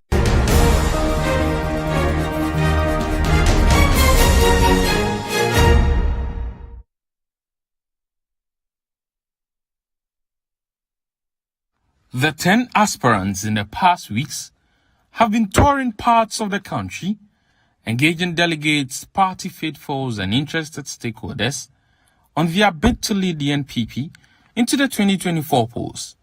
But before the main polls on November 4, they have to first be part of some 5 aspirants to be selected by a limited number of delegates. 961 of the delegates drawn across the country will on Saturday, August 26, take this decision. The polls are scheduled to take place at centralized locations in each of the 16 regions and another center at the national headquarters. 9 of the aspirants, excluding Dr. Mahmoud Bawumia, previously opposed this, citing possible cases of intimidation. City News checks with the camps of the main contenders suggest that their concerns have been greatly addressed. The party recently, in a communique, released modalities including banning of the use of phones at the voting area and other measures to make it difficult to track the identity of a particular vote as means to prevent intimidation before and after the polls. For the campaign team of Alan Chematin, Dr. Efriye Akoto and Dr. Mahmoud Bawumia, these will help in making the polls credible. The team is satisfied with the quality of the regulations for the conduct of the Superdelegates Conference. In particular, the provisions that give a lot of room for comfort for voters. So now, voters should be happy. Voters should be happy in the knowledge that their vote is safe and private. At this point, if you look at the guidelines, it has captured all the key elements, and key amongst them is secrecy of vote. Secrecy of vote. And this is why the police is going to search everybody to make sure that there's no cameras or phones to go and snap who you voted for and so on and so forth. And this is why there's going to be the structures that have been put in place to make sure that the EC secures these ballots and bring it to the head office. This is the reason why people are not going to be allowed to bring macho men and influencers on the day of election to the place where these elections are taking place. Except in place would disenfranchise or would not make the process fair and transparent, or would prevent a voter from being able to cast his vote. But so long as there's a guideline that enhances the process, makes the process more transparent, more accountable, he doesn't have any problem with that. And he's been very focused and consistent on his campaign. Campaign team of Kennedy Ohinye Japan who also agree with the modalities, however say the last days of their campaign will be focused on educating the electorates on these modalities. We are pretty much satisfied, except that we have to let the delegates know that they're not going to face a roll call. Nobody can trail them. We are not going to have, we will have a lot of the things such as alphanumeric type of the voting sheet, so that nobody will be able to just go ahead and do that. There will be no telephones that will go inside. We have solved some of their concerns, or most of their concerns. There will be no regional intimidation, regional chairman, constituency chairman, or national coming around. According to the delegates list from the NPP, the Ashanti region is the region with the highest number of delegates, with 119 delegates, followed by the Eastern region with 81 delegates, and Greater Accra region with 55 delegates. The regions with the list of delegates are Ahafo, Savannah, Northeast and Oti regions with 30 delegates each. The team of Dr. Ifeyi Akoto, however, say they have some few unresolved issues with the album. As far as we are concerned, there are still a few issues with the album, and we have raised the issues in the appropriate courts, and we are sure that it will be resolved in no time. Are there any of the issues you may be willing to share with us?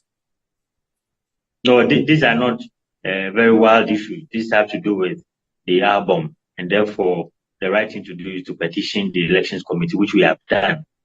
As the campaign moves into the final days, the various aspirants are tightening their strategies. Kennedy Ohene Japan's team, who have been to 13 regions so far, are looking at visiting the other 3 and re-engaging delegates across the country. He's going to see them. He'll be traveling there to meet the relevant people who are going to vote for the superdelegates. But we will continue our constituency tour immediately after. I think the Monday will start the regions I've just mentioned to you. Dr. Baumia's team, on the other hand, changed strategy from engaging all delegates to focusing on the superdelegates. So far, he's done 154 constituencies. 154 constituencies, and he did that in about 40 days across 5 regions: Greater Accra, Ashanti, Western, Central, and Eastern region. But that has been put on hold. The superdelegates is in view now, is in focus now, and he has been doing that also since last Monday. Dr. Ifeyi Akoto's team says days leading to the polls will be focused on getting their house in order by preparing their agents. By the guidelines, we are supposed to provide agents, and also to the collation center in the ECR office. We have to get our agents there. There's a lot of mobilizations and work that have to happen the last week before the D-Day. Ahead of the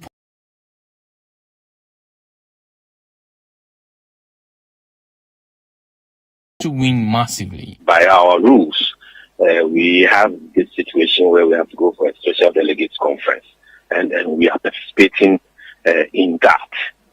But the important thing is that it says 5. So once we are within the 5, which by the grace of God and the belief delegates have the alarm process, and we will be, we will then take it off and take it into November 4th, where alarm will win massively and decisively. The delegates across the nation are responding positively to the message that Dr. Ifeyi Akoto presents.